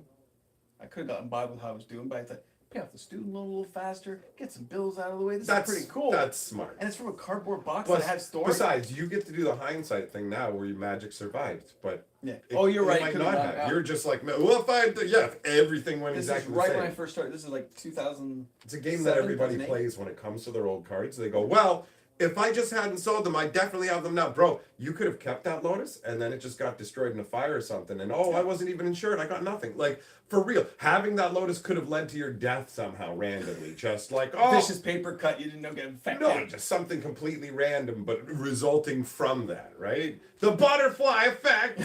I remember that movie. It was terrible. It was terrible. I watched a friend at Camp Desmond play a kid with some proxy cards. They gave him infinite squirrels and just clobber my friend. Well, there was a guy I know from that song thing saying, "Oh, you can just like cast every turn. Don't pay the echo cost, but just keep casting the Deranged Hermit over and over and over because it goes to your thing and goes and you digger it, put it on the bottom, it goes right to the top, and then you get to recast it." Yeah, they seemed all amazed by the effect. I'm like, no, there's lots of cards that do that. Yeah. He was just like, I'm gonna get so many squirrels. I go, yeah, you will. Oh, Leviathan, I remember that. It's 11-11, like eating the polar bears and stuff. Leviathan was 10-10. It's not the one eating the polar bears. Oh, Polar Kraken. It's the one that has the little, like, you can see like an underwater lighthouse or whatever, and the Leviathan's coming in. Oh, bro, I remember trying to make it work. That's the one that, like, sack 2 lands to untap it, sack 2 lands to attack with it. It's awful. But I played with it and tried to make it work. I'm gonna twiddle my Leviathan, which that's. What's the one I used with the big fish with the thing hanging in the front? It's like an 8/8. I tried to make that. Marjan? Marjan. I think Marjan might have. Was he an 8/8 or a 6/8? 6/8. Yeah. I tried to make that one work. That one was terrible. Yeah, I couldn't make it work either. Yeah, but we had limited quantities in our town, so you tried to make some of these big creatures work that you didn't own. Yeah, no. You had to trade. Bro, I tried to make, what the hell's it called? What's that gigantic? Remember the one? It's not a hominid, but it goes with them. And it's like a gigantic lobster almost, and you pay 1 blue to make it untargetable. Deep Spawn. That's it. Deep Spawn. Oh, wait. He's a 6/6. Is it Deep Spawn? Isn't Deep Spawn the red thing from Legends that's a blue creature? Oh my God. Yeah. I can't remember. Or is that Elder Spawn? No, Elder Spawn is the one from Legends. That's You're right. Legends. Deep Spawn is from the Legends is the red-blue. Yeah. That's Elder Spawn. That's Elder Spawn. Deep Spawn is like a giant lobster. Yeah. And you pay 1 blue, and then it can't be targeted, but you skip your untap, or it's untap or something. Astrid says, my sense of smell is shot. Do packs still have that specific potent smell to you? To me, they don't. Well, thanks for the super chat. And actually, the last time I remember smelling specifically cards was at War of the Spark, and it was because the bundle I had bought literally smelled like it was mildewed or something. Yeah. When I opened it, I was like, oh, wow, this is awful smelling. And then, like an idiot, I held the bundle book up to my face and I was like, oh, God. So, like, nothing smells good anymore, that's for sure. The old school Magic stuff, like, it's not the same as it used to be. The answer is no, it's not. Yeah, and I remember the same thing. We opened the thing and the smell was almost like a mildewy glue coming from the pack. We're like, what happened? And my buddy's like, probably just poor glue, poor workmanship. They rushed it out. Yeah. They tried to up the numbers because it would be a popular set. And I'm like, it's awful. It's like it's right when they started that 5-year push. Other Man's Treasures LLC. What? The old worlds collide? My Magic historian sitting next to my MOX man. Hold up, let me go back to sleep and wait till the dreamy haze is over. That's a good one. The new, just hold new cards doesn't even feel right. They're kind of glossy. They actually some of them are, some of them aren't. There's a wild inconsistency to them in terms of their look and actually their feel as well. Like, the cards feel sometimes almost gritty or dirty, where you're like, this feels like something that's been left in a dirty room on the floor for a while. And you're like, this is packed fresh. Yeah. Dinged along the edges, feels dirty and gritty. Quality. And you're like, what is this? And I keep thinking when I touch foils now, especially like it's in a regular pack, some of the sets, the foil definitely feels thicker. Oh, yeah. I almost want to weigh it on one of those little micro scales, because I'm like, it's thicker. I can feel it in my fingertips. Oh, the foiling is not consistent from set to set, man. Absolutely. What up, Full Gore? The MOX Storian. Thanks, Keto. Yeah, that works, right? I'll take that. That's funny. Sorry, deep breath. Yeah, man. Hope you guys are having a good night. We're chilling. I hope you guys are having a bad night. No. I'm going to be... No, I do. No, I do. I genuinely do. What are you going to do about it? You're going to chill like a villain. No, I said, what are you going to do about it? Absolutely nothing. That's right, because he doesn't care about you. Got him! No. Fucking got him! I'll sip my coffee quietly in the corner. What's up, gentlemen? Says Alpha Hoarder. What's up, buddy? Oh, it's Alpha Hoarder. He hoards alphas. You know, he does. No, you think magic cards, but I'm talking about like big buff, like manly dude. He hoards them up. If you go into his house, right beyond all the magic, there's just a bunch of guys fucking pumping iron and shit, starting fight clubs and stuff. See, Mike is definitely chilling like a villain. That's right. That's it. Oh, good YouTuber, bad YouTuber. I see how it is. It's a good cop, bad cop routine. Magic is crashing. No, not likely. Don't worry about it. Yeah. Life is good. First rule of Fight Club is you don't talk about Fight Club. Remember that? Yeah. Brad Pitt. Oh, I remember watching that in the I theater. watched that movie so many times, bro. Yeah? Yeah, actually, at one point, like, I ended up with some weird depression going on, and I watched it, like, every day for months. Really? Yeah, apparently, like, when people get depressed, they can get into rhythms like that. Well, I know, like, in the month of October, I watch Army of Darkness every day. Yeah, but you do that for fun, you know? Yeah, it's Army of Darkness. Yeah, I know, that's different. Well, gosh darn. HP, yeah, he doesn't swear on the live streams and stuff. He doesn't swear very much at all. But don't worry, I swear too much, so it balances out. Yeah, that works out. He said he's saying what I'm thinking. Is that what you're saying? Yeah, exactly. Do you remember the fight? Do you remember the Fight Club Rosie O'Donnell thing? Nah, I don't even know what he's No, talking about. nope. Got me on that one. Is Lorcana overhyped? Yes, it is. Yes, it is. It's going to be a card game that gets milked for some money from all kinds of amazing Disney fans and regular people who think it's going to be a great new secondary investment. Yeah, oh yeah. And then 3 years from now, yeah, it crashes coming. down when you're flipping into each other. Nope. It's the 3 same years. as... That's a pretty generous timeline. Well, it takes a year to get things started, a year to get things prepped over, and then a year to crash. Is that even like, that sounds like the old world cycle to me. Well, I'm thinking about games like we've seen in the past, like Overpower, Spellfire, even some was made a couple of years, 5 years, 6 years, some of them. I mean, remember Illuminati? if you're talking about them still making it versus it actually being a thing, I see those as two different things. Companies keep making this crap when nobody's still buying it. So Yeah, it's true. I mean, the production numbers they've already agreed to. Disney is is just a garbage fire right now, and Lorcana is like non-interactive. Yeah. Like, you don't attack me, I don't attack you. You can't cast nothing during my turn. I can't cast nothing during your turn. We're both jerking off to see who can finish first. Yeah, I wouldn't play it. I'll check it out. I'll play it as a game, but not as a collectible. I'm curious to check it out, but like, I don't expect it to be some big thing. I expect it to make some speculators some money on the short term as a bunch of people rush in, but ultimately you're just gonna have a whole bunch of people Well, that's the fucking thing. holding People the keep bank, thinking bro. it's always going to make money, and they don't. Well, it's because everyone's on crack and thinks that somehow fucking like these companies can print money and that it's just sustainable when it's all fucking Dutch tulips. It's all Dutch tulips. Remember that? It's That was insane. that was the crash back then. It's insane. So buy a house with the tulip. people just go, well, look, Magic cards are worth this, and so this game will be this, and it's like, no, but Magic's already overinflated and hyped and bullshit now, and it's tenuous, and you just to walk in and be like, this new game, and these cards are gonna be, well, you're crazy. Yeah. There's no justification for it. Yeah, but this game, like, Magic has these expensive cards, and what? Yeah, from like 30 years of whatever, not from we just made it now. But yeah, but this game's Black Lotus. Okay, talk to me in 30 years. Oh, wait, the game's not going to be here in 30 years. Like, tell me about Black Lotus 27 years after Magic's fucking dead. Because that's the equivalent. What's going to happen is there are going to be some of these boxes 10, 15 years. Remember, like, games like, what was that, Jihad, right? Jihad died out after a number of years. And the sealed boxes go for a couple $100 here or there for the ones that aren't open from the original print runs and stuff. But it's still only a couple $100 to some odd collector who might want them. That's it. There might be a moment where somebody says, oh, I wish I bought Lorcana. Oh, look, I'm 50 years old now. I can buy a box for like $400. But that's it. I'm not expecting any real long-term value there of any of those games because even one of the guys said, oh, I remember Illuminati, Steve Jackson game, great game. Yeah. And you can still buy, if you look on eBay, you can still find sealed boxes of it if you want to buy it and spend a couple $100 to own a game that's 30 years old now. Yeah. And it doesn't have a future to it, but you can still play the game. That's the good thing about Magic cards is like, it's not just gone. You can still play it, you can still enjoy it and have a good time with it. Even if it went to zero, I still have tons of boxes I can open and crack and play for decades. I may have overbought. Give me a second. You hold down the stream. I'll be right back. Holding down the fort, centering things up. Let's see what we got here. Let's see here. It's Disney. It's a flash in the pan. 6 months burns out. Agent, I don't disagree. It depends. I mean, people might like playing it, right? Remember, some of these things could end up at a Dollarama and be like a game you buy really cheap. It could end up at a Walmart at some point and be just a regular game you buy. Like their video games they have. Illuminati is very expensive. Hey, Electric Waffles here. What's up, buddy? Good to see you, man. I haven't seen you for a while.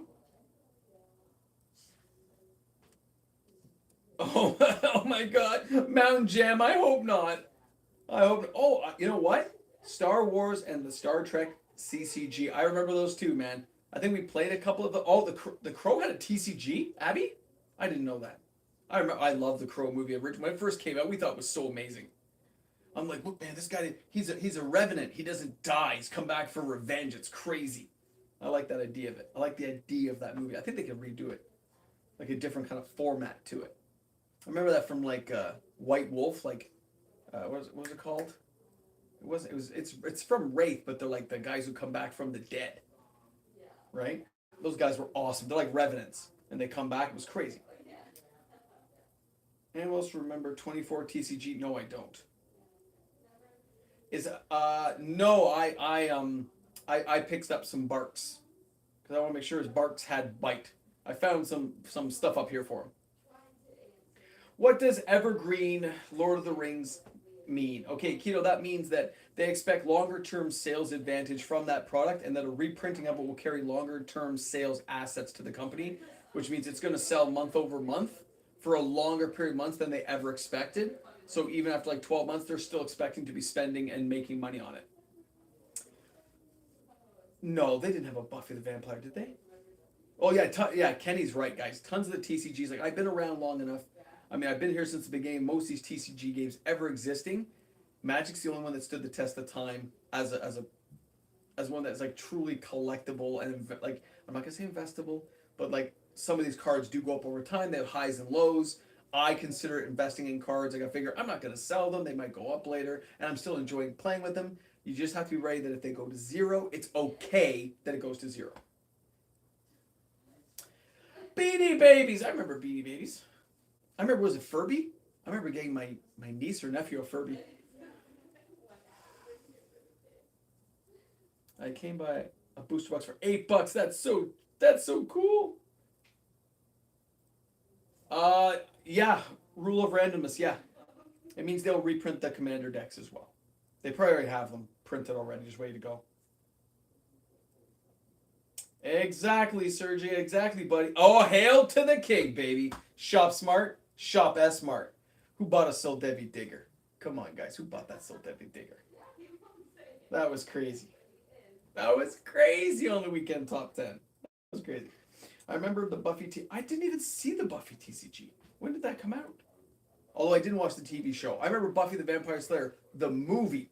That was with Luke Perry and Christy Swanson? Yeah, and then I know they did the one with Sarah Michelle Gellar later. I never watched it. That's interesting. How long after Magic started?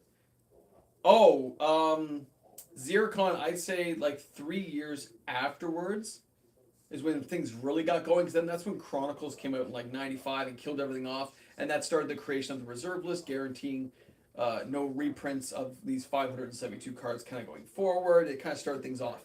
Chronicles, when they were just trying to put extra cards out back into the market for people who didn't get a chance to buy Legends, because Legends had such a limited print run, just like Antiquities and Arabian Nights. The company was just starting and didn't know the print run schedule properly, didn't print enough cards properly. They thought, oh, we'll put out Chronicles, a whole smattering of all these cards, everyone will love it. Yes, some players loved it, like myself, who couldn't really buy them, but it killed off so much of the market. People would spend $50-$60 on these cards. They had started to buy them at that point. Oh shit, I forgot my drink. There you go. Be right back. Let's see here. Oh, place of Digger. There you go, Keto. I know, right? I know. I remember telling people to do that stuff. We're going to need Moxman to build a moat using moats around a pool of Sodevi excavation. Hey, Tinfoil Hat Army represent. Awesome, man. No, he's checking with the birthday girl, man. Checking with the birthday girl. Gotta make sure everyone's happy. It's their birthday, not my birthday. Oh, what's my favorite card art? It's Time Walk.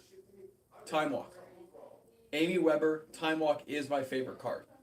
It blew my mind as a kid. It still blows my mind now. I've tried to reach out to her to have conversations with her. And then, of course, most people know Sildevi Excavations was a card I I used it a lot in my teen years because it could tap for 2. There's ways of recycling lands back then. I really loved Soul Devi Excavations next. Let's go. Maybe I'll get it on the next buyout. Oh, could be, man. Could be. That'll be on Sunday. My next official live stream is Sunday. We're just chilling up here. Come on now. That was something else. Alpha Horror's like the same. Yeah. Oh, Japanese Mystical Archive Demonic Tutor. Yeah, it's okay. I kind of like the original Demonic Tutor from like Alpha Beta. Oh yeah, the original. It just looks so creepy. Same as when you saw Unholy Strength. I remember like my parents when they saw that card, they're like, "What game is this?" Remember the 4th edition one where they just took the pentagram out gone. and the guy just looks like he's getting in the butt Yeah, because it it's like changes sitting the there, yeah. nature of it. They're saying, "What was your?" I assume your digs, Mox. No, we're not Great Wolf Lodge again. No, we're at my other place. Because that's where I was. We're at the Great MOX Lodge. Yep, and we're surviving it. What's your favorite Magic card for art? Do you have one? That's what they're asking. I mean, there's like so many awesome ones, but like Pixie Queen is incredible. Legends regenerate target creature, right? No, awful. 2 green and 2 colors for a 1/1 flyer. Pay 3 green and tap target creature against flying till end of turn. Oh, is that Legends though, right? Yeah. Okay, I remember. She's awesome. Art looks nice. You're right. It's Beautiful good art. card. Beautiful card. I feel like Pauper Commander would solve a lot. Oh, of course it will. But they can't make a lot of money on that unless they find a way to make Pauper Commander awesome, so they're not going to do it. No, the only way the only things they do to make Pauper expensive is going, yeah, Ristic Studies is rare now. Eat a bag. Used to be uncommon, right? Ristic Studies. Common in Prophecy, bro. Yeah. I still have a box of that somewhere. The only thing in it still, I think, that it's of any value or any playability is that Prophecy Ristic wasn't Studies. one of those years that had lots of. It was all garbage. Yeah. That set was trash. Even- There's so few playable I think I had cards. Judgment and stuff too still boxed up, and I'm like, those aren't. Judgment's way better than Prophecy. Is Scourge got anything good in it? No. I have Scourge boxes too. Scourge has some slivers and stuff. Yeah, Scourge has some fun stuff in there. Yeah. Maybe not a lot of value, but a lot of fun. A lot of fun stuff. There's definitely cool stuff. Which is the best part about playing the game, is still having a good time with it. It doesn't have to be valuable. But when you have some fun building some crazy deck, yeah. Absolutely. My mom ripped up my MOX and Jet after a bunch of friends after seeing a demonic tutor. Oh, that'd kill me. Yeah, like I don't remember who it was who told the story, but they were basically like, yo, my mom was all like, what are you doing when they're playing Magic? And he's like, casting spells. And the mom was like, there won't be casting any spells in my house. And she's all worked up and puts it on top of the fridge or takes it away, right? And then the dad comes home and they have a conversation, and all of a sudden the mom's like, you can play with your cards. Imagine that. Like if I came home and it was just like, do you know what your son's been up to? And it'd just be like, what? And it's like, he's casting spells. And I'd be like, oh no. Is he doing that dumb Wicca bullshit? What are you talking about? And then she'd be like, look at these. And I'd be like, fucking game card? Hold on. I just want, first of all, I want to know if this is my kid. Because if I had this kid with you, is he going to be as stupid as you? This is the dumbest fucking thing I've ever heard. You're worried that our kid is going to, look, let me tell you something. If our kid figures out how to cast spells, we're going to be rich, you dumb bitch. And if he makes a deal with the devil that gives him magic, guess who's second in line, stupid? If spells are real, I want the fuck in. So either spells are real and we're in, or they're not and you're an idiot. Which route are we going? Like, it's idiocy. I'm afraid you're a moron. Like, I had a kid with you? For real. Ours was more like we were playing at our dining room table, because it was a big table. We could fit 6 of us. We're playing Magic, playing this like wing game we made up. My dad goes, you got 5 minutes, pack it up. I'm like, oh, but we're in the middle of the game. It's dinner. Yeah. Dinner comes first. Yep. And you're just like, oh, guys, we got to go. And that was the end of it. You can't argue with your dad. It's over. Yep. Oh, yeah. And at least he didn't say, get thrown the game out or anything. No, you're done playing. Put it away. You don't bother testing it. Nope. No, you don't test it. You never test that. No. Yeah, no, you don't test that. Nope. You don't test that. He just gave you the look and that was it. Yeah.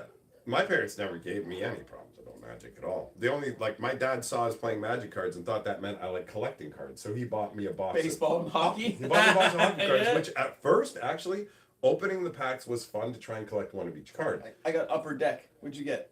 O-Peachy? Oh, Peachy, okay. So, but like ultimately I didn't care. So like once I completed the set, I went, I've got a bunch of like dudes on skates, and I'm just like, what is this? Who cares? Well, you can't even play with these. That This was is the thing stupid. when my dad got me those two. Yeah. And he goes, oh, I know you like the cards. I'm like, okay, I got like a Balfour. I got some of these cool cards. I go, Wait a second, though. They just sit in the binder. I know, that's what happened. I can't completed the do collection, anything. and I'm I just like, can't we're play done. with them. You're done. Once you have the cards, you're like, Whereas I can Magic, just look at them. you can collect them, but you play the I game. never wanted just pictures of a bunch of men. How many 4-player role opportunities do you need? Go play D&D. You need, I don't know. Our D&D matches had to have 6 players. A DM and 6 people, what we always did. Oh yeah, we just played with like DM and however many players we had. Or we try to make sure we're like a group of people, and then if some of our friends wanted to join in, you're like, oh, you have to wait till somebody dies. Oh, we just did it like we had a group and pretty much everyone was able to be there regularly, but if somebody wasn't, they just Weekends? They were just there with you. No, like all the time during the week and stuff too. Oh, well, we did during weekends because you're busy with school or the Mick job. Yeah, well, right? Grade 7 we played like before it was before D&D. We played something called Tunnels and Trolls. An early form of D&D where it's kind of like one little book that tells you everything. Got to play the troll toll. Yeah, like something like that. We played that first, and then we're like, oh. And then somebody with a shot. You know, there's a game called like D&D with like real books. And then you got D&D's the real awesome, books. yeah. Like and then we got the 2nd edition books and got rolling. And then my uncle found out we played, and he's like, I got the real books for you. And he had these like 1st edition, like they're pulling the gem out of the eyes and stuff. I still have them. He goes, I remember those. This is the but our 2nd edition are better. They're like updated. Like there's more monsters to pick from. He goes, let me see those monsters. He got in and started like watching what we were doing. He's like, this is cool. He goes, but do you have these? And that's where I got my first metal miniatures. Oh, bro. The pewter little. Did you paint? There was dudes down the street from me who had taken, there was a tree with all these roots down at the bottom, and they had like carved little holes and stuff and turned it into like a little D&D place. And they would play with those little lead figures, man. I remember I had a little lead fire elemental. The one with the arms up? Yeah, he looked like a wave. Yeah. Oh, no, that was the water elemental. That's the one I had. Yeah, I had the water elemental. I had that. Yep. Yeah, I had that one. Right, kind of blue and white. I spent a lot of Mick paychecks buying those, and the thing is, I loved getting them, but I didn't always have time to paint because it takes a long time to paint them. Yeah. And I'm like, oh, I can't get good paint. I gotta go buy model paint like testers and stuff. Oh yeah, it's not as good. Remember testers. It's not as good. It's car together paint. a model car. Yeah. I remember doing that actually. I remember the first time I found model car glue down by the 12 Mile Creek too, and I was just like, why is there model glue down here? And then that's what people huff. Yeah. This one here, Electric's like, so is Arena Gang four-player games or what? Yes, they're gonna go Commander. I guarantee it. And they're gonna find a way to monetize it. They've already said they're doing it. In a recent announcement, they said they're working on a single player and 3-player and more versions. So yeah, and they're just gonna find a way to make money on it, guys. Be prepared for that. You're gonna get what you wish for. Oh, Commander's the best. Commander gets the most focus on it. Now we gotta find a way to make money after we put money into making this a 4-player. They keep pushing towards Commander, but honestly, like it's like, bro, Commander grew to be what it was in the setup you had, right? The fact that you're paying attention to it is worse for the format, not better. It definitely is. Yeah. It is what it is. It's funny when you think about it that way, yeah. I don't know. Like, I like Commander, but I'm focused on one person, like I told you yesterday. I'm just going to go after the one guy. I don't care.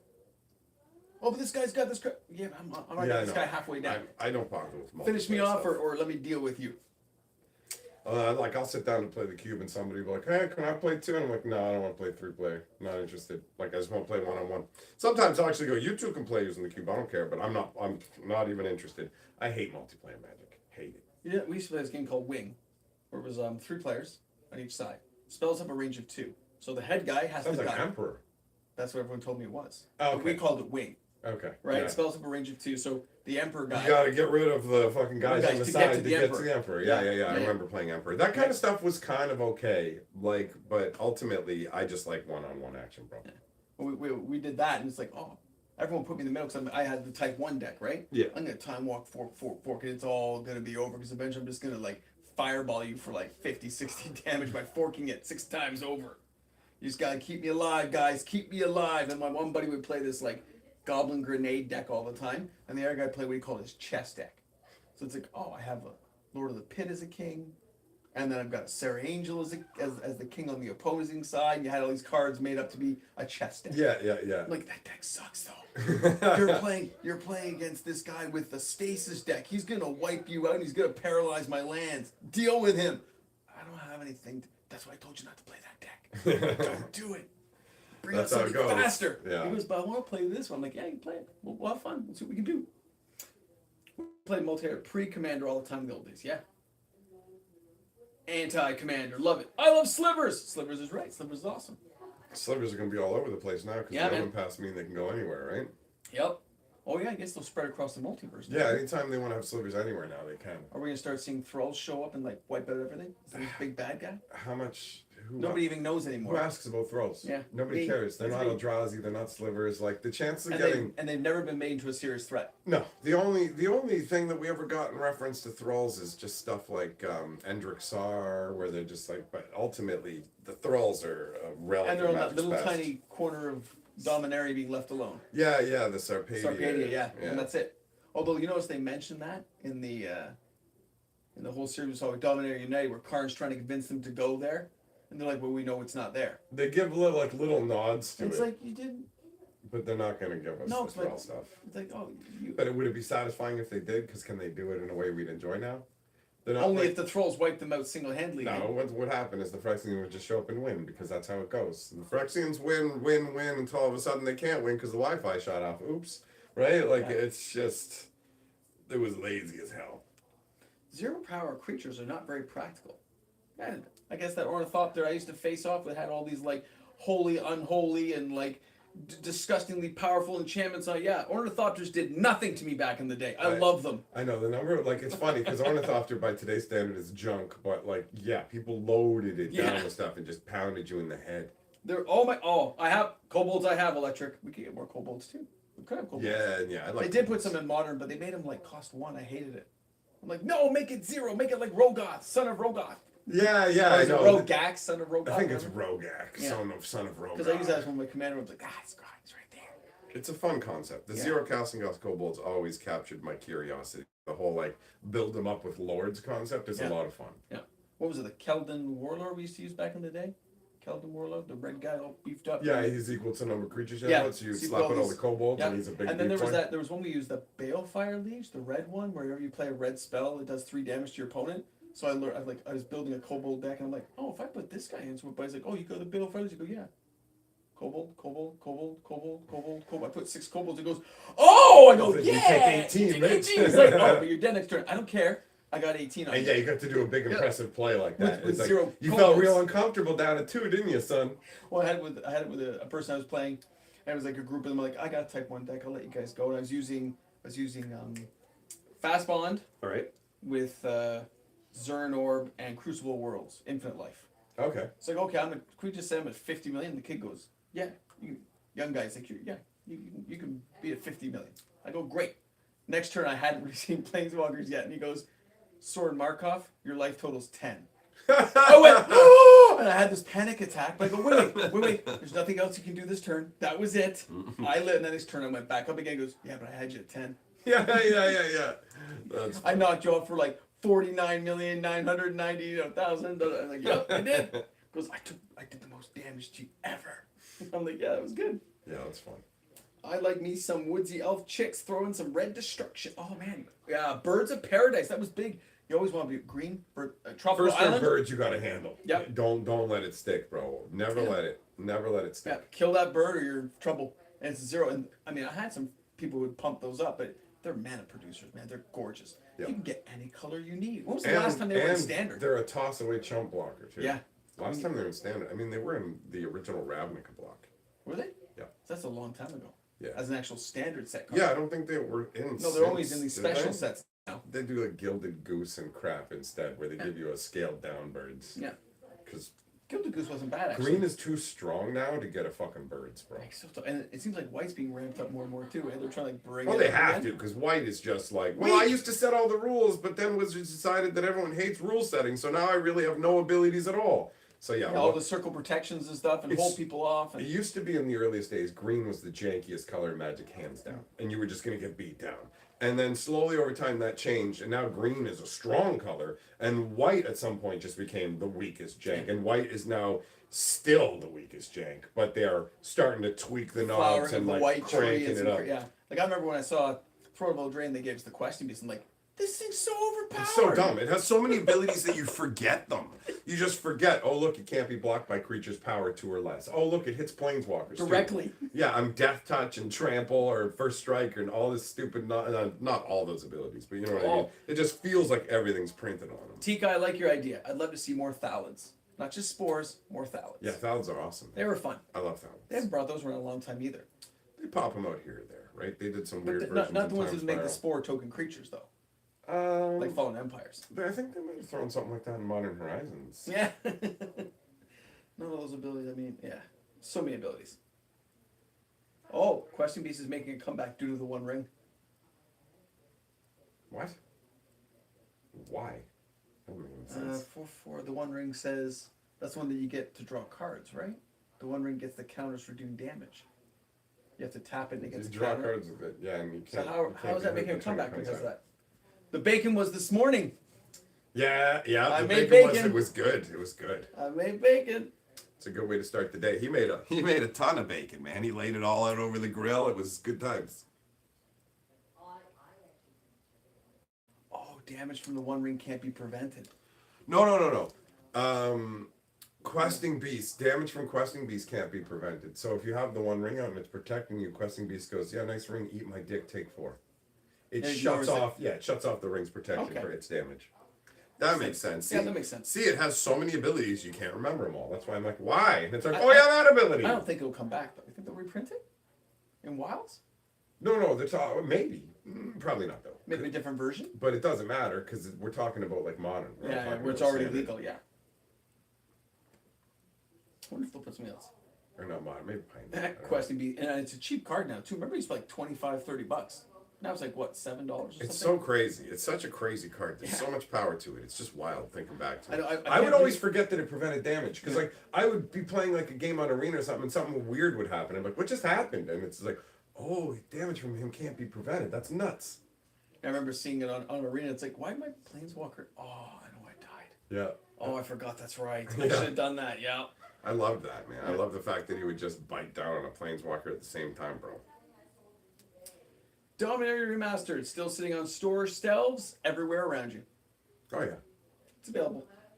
Time Power Remastered was the only short printed version they'll ever make. Because it was their first time doing it. Wizards isn't short printing anything anymore. No. Because they make things for pennies on the dollar. Yeah, they're just And they can printing to just the stock ground. it. Yeah, and then just they can Amazon dump or whatever else and not care about it. Sergio's like, I want a 100% reserve list reprint. 30th anniversary. It kind of came out. Bro, I'm still waiting to see what the next step of that counterspell shit is. Oh, to see what they bring out for us. Remember the playtest counterspell? Yeah. My They brain came went, out at that Gen Con at the Barcelona. there was like in secret layers or whatever, right? And so yeah, I looked at that and it's like obvious, bro. Come on, this is like they're like, oh, it just happens to be a counterspell, and we've done this before. And it's like interesting how it's the alpha beta artwork of the counterspell. It's almost like this is part of Magic 30, and you have a bunch of other cards just like this. We put it in the playtest version. Playtest never looked like that back in the day. Yeah. They don't look like it now. You literally just went, well, how do we like print a card that looks like the card, but we go, oh, it's not the And card. did you see the year on it? If you look in the... It said January 2023. That's right. Yeah. It's like, oh, right after 30th anniversary, same print run time frame. Yep. You already had this on Yep, on and they cue. just had to shelve it because like, oh, people hate Magic 30. Oh, but we thought they'd buy Magic 30, and like they thought Magic 30 was going to go gangbusters, and then they'd sell us stuff like that counterspell and go, now you can get special test print versions of them. But then when it failed, it went, well, like how do we do it? It's like, well, let's just fool them. We'll start off by showing them a version that like is just Non-reserve list and a reprint. it's just counterspell. Oh, you've seen this a million times. It's just counterspell again. We put in everything. What's the big deal? Yeah. Some people even think that's new artwork or don't understand. It's like, bro, that's the original artwork. Yeah, it's back in the day when Yeah. it was like, ooh, it's Yeah, kind of cute. limp dog magic. Where he's like, remember cards like Power Sync look so powerful. Like, Yeah. right? You're like, yeah. Yeah, or Oh. Spell Blast. Buddy's all Yeah. muscled, shaman, blasting the magic. I remember even Mana Short, so powerful back in the day. Yeah. Right, and reset from Legends. Oh, my land's on tap. Oh my god. Yeah, that card had a weird artwork, just a weird staff. It's like a with stick with a on it. face. Yeah. Dominator Remaster is so tempting at 124. Yeah, it is tempting. But there's lots out there. If you just want to own a box to hold on to, sure. If you're hoping it's going to make you money, don't do it. It's a remastered product. Alpha Horse says they're testing how ugly they make a card and get people to buy it. That's funny. I honestly wish that's what they were doing instead. That would be better. Yeah. You know what, Jason? Oh yeah, they can exceed the reserve list, but here's the thing. I want all the money. I'm not bypassing reserve list city. I'm getting all the dollars before I print better versions. So you're going to pay me a bunch of money for ancestral recalls before I start making ancestral recalls that let you draw 4 cards. That's why they're not going past it, because they haven't got the money yet. They're like, we haven't passed go and got our $200, so fuck you.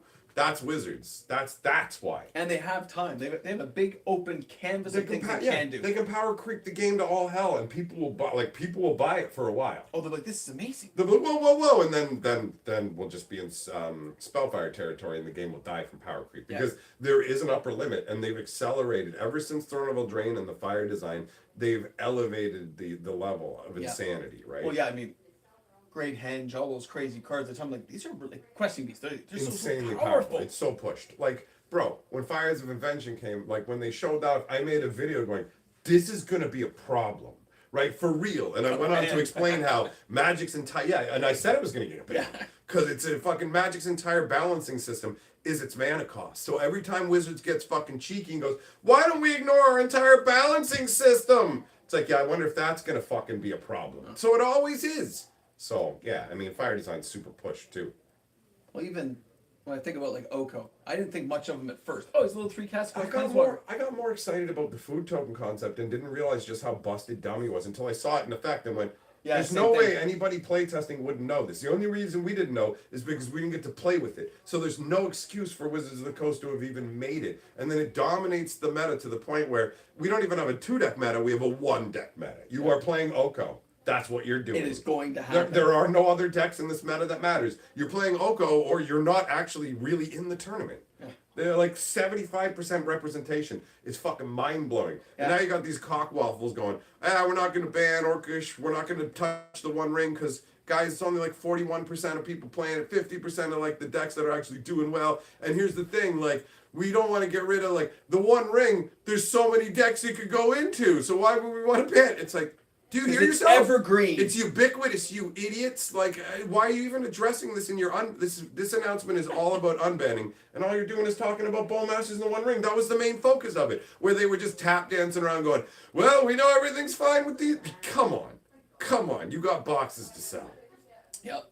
Same as Oko, they didn't ban it right away. They waited till near the end of the print run. That's what they always do. Oh, we're banning it now. And now that Standard has a 3-year run, bannings are it's going to be even worse. They'll like, let's let it ruin Standard for another year. Oh, and the last box has been sold. Wow, we just realized this card's a problem, guys. It's crazy. Looking at the meta, we've determined there's an unhealthy share of the environment made up by this. Thus, we've chosen to ban this card that would actually rotate out of the format next week. We care deeply about your play experience. Continue to get fucked.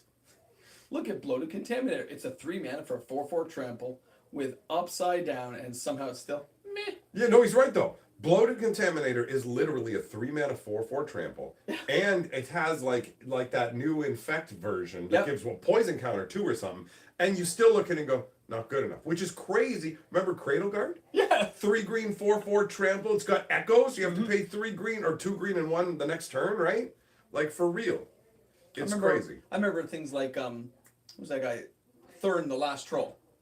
Thrun, yeah. And he's like a 4/4. He's got trample. He can't be countered. Untargetable, regenerates. Yeah. I'm like, this guy's like insane. Yeah. And now you're like, oh, he's dog shit now. You got questing these. Yeah, you're just like, okay, he's all right. Yeah. Thrun just goes, okay, you're like a mid-tier whatever now, yeah. right? Yeah, he was a house once upon a time. I remember when I first saw him, I was like, so impressive. Memory Jar, Tinker. Yeah. 10 days and ban. Yep.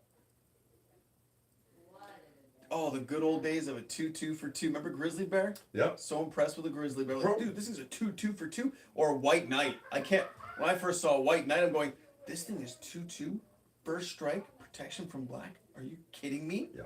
I had my Grizzly Bear theory of Magic, where Grizzly Bear was like the standard. So White Knight is amazing because you're paying essentially 2 for 2/2. I didn't really care too much about the 1 green and 1 versus 2 white, right? For me, it was all the same difference. But it also went like this. Merfolk of the Pearl Trident is a Grizzly Bear when you pay the Grizzly Bear that's Lord of Atlantis. So you go first turn Grizzly Bear, second turn Grizzly Bear. You know what I mean? And it was just like, that's how I broke things down. It was Grizzly Bear math. It was all about Grizzly Bears. Grizzly Bear Nomics. Well, even when I saw, what was it from? I think it cost more though. It's from the Dark Knights of Thorn, and it's like the protection from red. I'm like 1 red and 3 pro red and banding. And banding, pro red house. Oh, I'm sorry. Lightning bolt, disintegrate, earthquake, all of it. Eat all the dicks, bro. You get nothing from me. Yeah, it was awesome. I love those guys and their artwork, the mask and everything. Yeah, they look epic. Yeah, they were part of that crusade over the dark times. Yeah, Thibodeau's crusade to wipe out the goblins. Yep. Very cool. And then the City of Shadows where all the mages are hiding because magic's being banned and really, it reminds you of like the Salem Witch. Nobody liked City of Shadows back then because you didn't want to give up your creatures. I don't want to sack creatures. Now you look like so many tokens. Solid. Yeah. Oh, you could feeding stuff into it is super smart. But we didn't understand back then. You just looked at it and went, no, I eat my creatures. I don't like it. I'd rather have Safe Haven where I can put my creatures in and keep them safe and pop them back out. I used to Safe Haven too.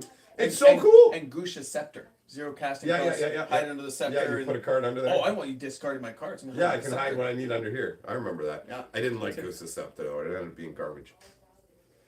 Clone is 2 hill giants with a Lord of Atlantis. Clone was a great card. And Vesuvian Doppelganger, crazy stuff. Oh god, I love Vesuvian Doppelganger. Yeah. Beautiful artwork, awesome concept. Yeah. And Clone, I remember even the first time I saw Control Magic, I'm like, that thing just takes my stuff. Yeah. I know, Control Magic is gross, bro. Like, it's a gross spell. It just takes my stuff. 2 blue and 2, it's so undercosted. Control Magic is undercosted. Yeah. Like I can take your best creature for 4 mana. It's such a swing. Because now you're down a creature and I'm up a creature. And then like you could do dumb stuff like, hi, I'm gonna block your guy with my guy that I stole from you. Now that damage is on the stack, I'm gonna activate the time elemental and bounce the control magic back to my hand. Since the damage is still on the stack, your guy dies from combat damage. You lose both your guys. I got my control magic back. Snag another guy. We used to do the thing where you'd sack it to things like City of Shadow. Yeah. And then bring it back with Skull of Orm. I was about to say Skull of Orm is another great one to bring back control magic. Because we loved it from the dark. Like, oh, I'm getting this back. The dark had such a cool flavor. Remember Reflecting Mirror? We're like, yes. Oh, you with want the skull inside, it's right? like, bro, you want to play red, do you? Oh, let me introduce you to. Go ahead and cast your lightning bolt, dickface. I loved that. It was just like, I'm ready. Yeah. I even was it Wand of Ith? Wand of Ith was great. Yeah. Oh, bro. It's a good one too. There's some good stuff back then. Yep. It wasn't a huge set though. 65 million card print run, 8 card packs. They still cost too much to buy now, but they're fun. Oh, I love the dark. There's some great cards there. Such great flavor. Goblins of Flarg. Yep. Right? Like 1/1s with destroy. They're the one. Were the Goblins of the Flarg? Were they the ones who tapped to destroy a wall? I think so. Yeah. Sack, or was that the Goblin Digging Team? Yeah, that is Goblin Digging. Goblins and Flarg were the 1/1 Mountain Walkers. Yeah, which was still cool. Even when, I remember I used to like buddies with Dwarf and Pony target Dwarf. They'd say this is nothing. I'd go, yeah, but now we got Torben. We got dwarves who get more bonuses and more hitting power. And after Dwarf and Pony, now that Torbrand's around, there are a lot better dwarves now. That's true. You can't do a perfect Dwarven tribal yet, but you can start thinking about comboing cards. Like Dwarf and Pony gives any target dwarf Mountain Walk. If you can give that guy a mountain, or if he has him in play, it kind of sucks to be him. You don't see a lot of Swamp Walk or Island Walk. We used to give those, what was that? The sandals that gave them Island Walk. Sandals of Abdallah. And if they die, you lose the sandals. How awful is that? It makes sense with the flavor because like they died, their shoes died with them. Yeah. But like, it's so terrible. Yeah. So terrible. Remember Merchant Ship? Oh yeah, that's one. Your opponent has to have an island for it to even attack, and if it does, it's a 0/2, and if it attacks and isn't blocked, you can gain 2 life. Who's not going to block a 0/2? We used to do it with Phantasmal Terrain to try to make it all work. Use Phantasmal Terrain. I'll put invisibility on my merchant ship so it can sail through, and it's just like, oh god. The combos we had to try to work out to make a game work. Yep. Convoluted. Compared to nowadays, like, oh, I bring up my merchant ship, Questing Beast, take 4. Questing Beast, take 4. Oh my god. Vivictus Asmadi. Right? Oh, big 7/7. My plan: get 8 cards in my hand, discard him into my graveyard, attack with one of my creatures, have you block it specifically with a wall, and then I play Glyph of Reincarnation on your wall, which lets me take my creature in play who's being blocked by the wall, and switch it for a creature in my graveyard. And then and I'd also have to already have out a swamp, a mountain, a forest. To pay the upkeep. When it's a huge 120 card deck with 3 swamps and 3 mountains in it, and like 40-something 50 forests. Did you ever make it work? One time. One time. You're like, ah! One time I got him out, and he has 3 kinds of fire breathing. So I fire breathed the shit out of him, and because it wasn't like I got the combo off, but way later. It wasn't some quick slick move. It was like finally, and then I got him out, and I just went boop, and I pumped so much mana into him and berserked him and swung for crazy trample damage. Like, it's over. That was fun. Because the other dragons were like the biggest things. They were like huge back then. I don't care about the upkeep. I got Arcady Sabbath. Yeah. Like this. Like the castle one. Yeah. I'm like, oh, I got Arcady Sabbath. This is great. It was an expensive card back then. I'm like, this is so cool. And I also got the Tabernacle at Pendrelvale, which I thought was completely useless. Like, I'm playing a white banding deck. Yeah. This thing makes all my creatures upkeep. This is ridiculous. Yeah, I know. I'm not like, playing unless it. you're playing creatureless, you're like, I don't want Which this we thing. didn't really know that idea yet. Yeah, I know. I remember when I saw a Tabernacle as well, I was like, this seems annoying. Like, okay, I'll just put it over here. Like, and then later when I was playing like Control, I was like, oh my god, this is so dumb. I'm not playing with creatures, and this tangles up your mana so good. It's so dirty. Makes you pay for but it doesn't tap for mana either. So you look at it and go, it's a land that doesn't give mana. Yep. And then it's makes like you Cathedral pay. and Sarah. Yeah, it's so It's confusing. like, oh, it's Cathedral and Sarah. It's great. Gives all your white legends banding. With other legends. But it doesn't tap mana. Oh yeah, those bands with others. But now we're getting the it's not even full cycle. banding. But now we're getting like Yavimaya Cradle of Growth. All your lands are green. They're making each variation of Urborg. Yeah. So I wonder if we're going to get one in the next Modern Horizons 3. I wouldn't be surprised if they're going to hit one. all the different colors. Probably blue last, because turning all your lands blue is the most broken shit. Yeah, I said the it's same. Like totally. It'd be the hardest one to get, and they'd make it. Oh, this is gonna be mythic. Their ones are rare. The next one will be red. I thought so too. Then black. Yeah. Then blue. We already have black. You mean white? Oh yeah, hold on. Actually, then never mind. I'm changing my order. The next one will be white, then red, then blue. And then blue. Yeah. Because if you get those out, if you get that combination going, then it's like, oh, I basically have another chance at a 5 mana, 5 different types of mana. Any lands I play, basic, legendary, whatever they may be, can now tap for land. Yeah. Which is cool. Yeah, that gets you around it. I want to see Spreading Seas. White needs all the help it can get. Yep, it sure does. It's still... Yeah, Savannah Lion just don't cut it anymore. Remember the white weenie decks back in the day? I'm going to put my Savannah Lion turn 1, turn 2, Crusade. How do you feel? 3-2. Like, oh my god, it's 3-2. I don't have a bolt. I got nothing to do with this. Oh, next turn, White Knight, 3-3. And Holy Strength. Yeah, no, the white wieners, also the black decks too that could come blasting out with Unholy Strength, Bad Moon on a Will-O-Wisp. First turn, Dark Ritual, Will-O-Wisp, 2 Unholies. You're like, if you don't have a Lightning Bolt right now or a Plow, you're in trouble. Welcome to Nightmare Time. Yeah. I guess Unsummon could also take care of it, but... Yeah, I didn't see it that often though, I remember. Most people didn't run Unsummon because they didn't really realize how much of a bonus, like, tempo blast you could get going with it. Yep. But the look on somebody's face, when they go Dark Ritual Hippie, and then they go, and you lay an island, you say, go ahead. And then you wait until their attack phase, and you just go, unsummon it, and then it's like... I can't recast it. Yeah, and they just sit there, and it's like, the Dark Ritual. Dark Ritual's gone now. And it's like, eat that, bitch. But at the times when you don't have anything, you're like, oh my god, it's a Dark Ritual with a First turn hippie? Oh, it's... And you have no answer? You're like, please don't hit my lands. Please don't hit my lands. Please don't hit my lands. It's random. Random. And then when they do what's the other one they did? Abysmal Spectre? Abyssal from Ice Age. But that was choose to discard. It was 2/3 and it cost 4 mana. So they're completely different. Much better. You're like, oh, I can deal with that. Yeah. I have time to react. It didn't feel crippling to play against. Yeah. It was totally not.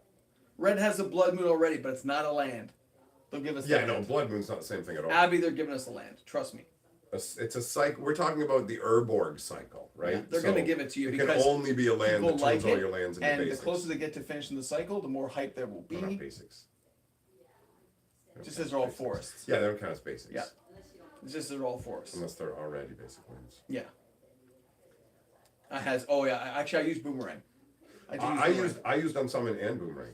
Boomerang's a great tempo thief when you bounce there. When I go island, go, you lay your first land and then go Boomerang your first land. It's such a dick move. It says target permanent. Yeah, it's brutal. Yeah, I loved doing it. Well, Phil's like, I used to Pikeman to counter the Savannah lands for White Weenie. Well, Pikeman was white. He was in my deck and I banded together to fight you. Yeah, exactly. Now I decide where all the damage goes. And I'll put it on the Unholy Strength Savannah. Or a Holy Strength Savannah line. Oh, he can take the hit. Yeah. Same thing. Yeah, man, I remember banding was really solid. It took me a long time to go because small town. You didn't have all the cards. But after we built up, you go, I got 4 Banished here. I got 4 Messapay. And then all of a sudden, a new set come along dark. You're like, there's Pikeman 1/1 first strike, and then I think it was Ice Age or Kiljoran Phalanx, like a 2/6 with that banding. Was Fallen Empires. 2/4. 2/4. Yeah. No, that's the Kiljoran Phalanx. Right? Oh yeah, you know what? You're right. You are right. There's the other ones like the 2/6 with like It's reserve list. No, the Fallen Empires one was Ication Phalanx. Yes. You're right. The Jordan Phalanx are all in the winter snow. Yeah. Jordan Phalanx. Yeah. In the artwork, I can see it. You're right. They're coming like a swath of snow, and they're coming in. I remember that. Yeah. I really like the flavor of the Ice Age series with Lindull's armies and stuff like that. It was awesome. The Paladin of Lindull and all that. That was so cool. The idea of it. Wasn't he... Keeper of Tressorhorn. Yeah, those were alliances. Yeah. Yeah, so that was part of like what happened right after. In the block, Ice Age. Yeah. They didn't call it a block at the time, but they were connected like flavor-wise and chronologically. What locations do you think will be used to complete the Urborg cycle of lands? Well, you got Yavimaya, Cradle of Growth. Would you use New Benalia? Yeah, what would be the white locus? It would be Sarah's Cathedral, because that's Sarah's Cathedral. Well, I mean, what are like famous locations that are white? Sarah's Mountain, that big mountain where it's the shrine to Sarah. Actually, you know what? A place where Sarah died, like something like that. Sarah's Cathedral, actually. Could be it, right? Sarah's Cathedral could work for white, yep, because she is. And then red, you could choose a Dwarven Kingdom or something, somewhere the dwarves have been noted to be. Or what else is red? I mean, like Urborg is like they're each on like primal forces. Urborg is like a primal force kind of thing, and same with like the green one. So I don't know if it would be like a dwarven place so much as something more primal, like a mountain. He's saying Shiv for red. He says Benalia for white, Shiv for red, and Teleria for blue would make sense. Yeah, I mean you could pick those locations, I suppose. Yeah. Yeah, Minas Tirith, City of Kings. I do like the artwork for the land. I like not the extended art, I actually like the basic one, because it reminds me more of the movie. Fair enough. All right, well, looking at the time, it's time to wrap it up. Thanks for coming and hanging out, my friends. This has been a fun stream. Thanks for hanging out tonight. We had a blast, man. Peace. Hope you guys have a great night tonight. Have a good one. All right.